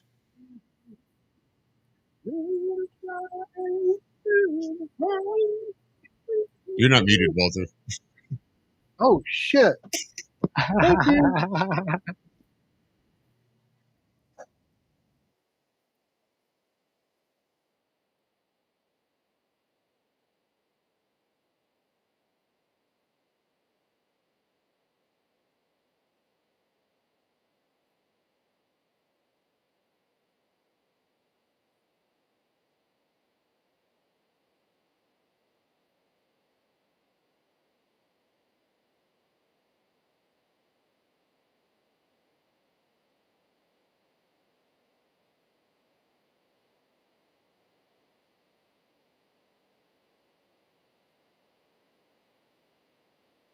Yeah, no, they're not seeing anything, I don't think, or hearing anything.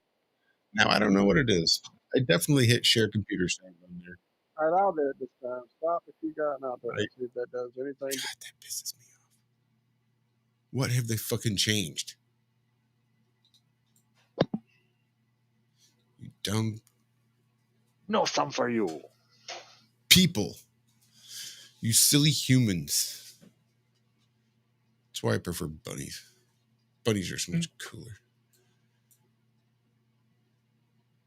So I Bunnies can make do it. I'll humans share it. look I gotta go dumb. find the video. Hang on. All you gotta do is go to our page. Yeah, I know, but there's a cat that is apparently just gone into mad fucking while we've been live here. I mean, really, she suddenly is like crazy, biting on me, jumping all over everything, knocking over weather things. There's a wild baby girl. Fighting daddy for crazy. She just did it again. You're so crazy. Okay, so our channel. Oh, I know where it is. Oh, it smells so Oh, good I'm going after to the the podcast thunderstorm channel. passed. Yeah, don't go to the podcast channel. 03. It smells so good.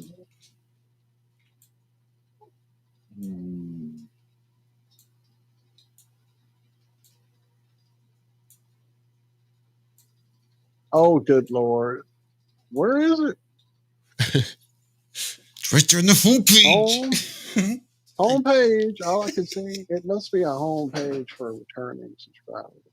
Different subscribers. Because on our home page, all I'm seeing is a video. So, past live stream. There it is. Finally, about 6 things. It's at the top for me, for what it's worth. I don't know why it's that way for me. Buffalo Springfield. Right, that's stage 1. Your what hurts? There was one. sharing the screen and the music and things and stuff. And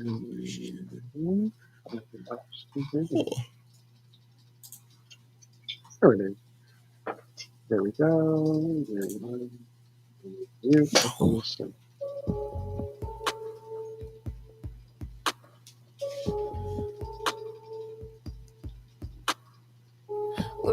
Can you boost that a bit? Our heads are almost in the clouds, and their feet are chained to the ground with their chains of misery. They've got a hold of me. They won't let go of me. Let go of me. They might have gravity on their side, but something's pulling us high. Got the potential to fly. Don't let them be what holds you back from this one incredible chance. They're lucky to have had a glance at you while you defy gravity. We're up pretty high, our heads are almost in the clouds, and their feet are chained to the ground with their chains of misery. They've got a hold of me. They won't let go of me.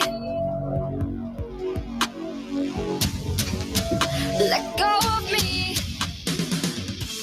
They might have gravity on their side, but something's pulling us high. Got the potential to fly. Don't let them be what holds you back from this one incredible chance. They're lucky to have had a glance at you while you defy gravity. They can be cruel and mean and a huge pain. Our heads are in the clouds now. Don't let them make it rain. A smile can be the sign they're missing out on their rainy day. They might have gravity on their side, but something's pulling us high. Got the potential to fly. Don't let them be what holds you back from this one incredible chance. They're lucky to have had a glance at you while you defy gravity. You defy gravity.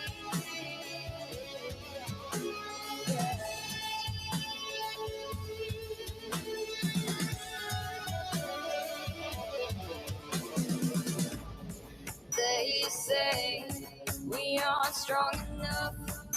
We don't have what it takes. I say yeah, they're wrong enough, and we'll show them someday.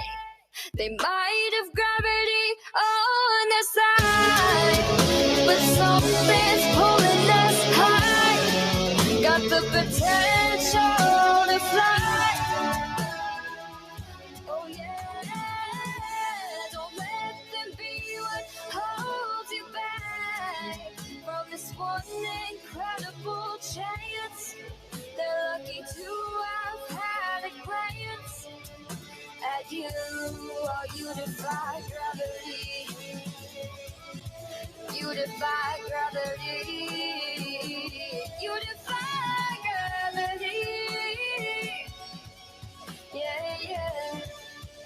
At you, while you defy gravity.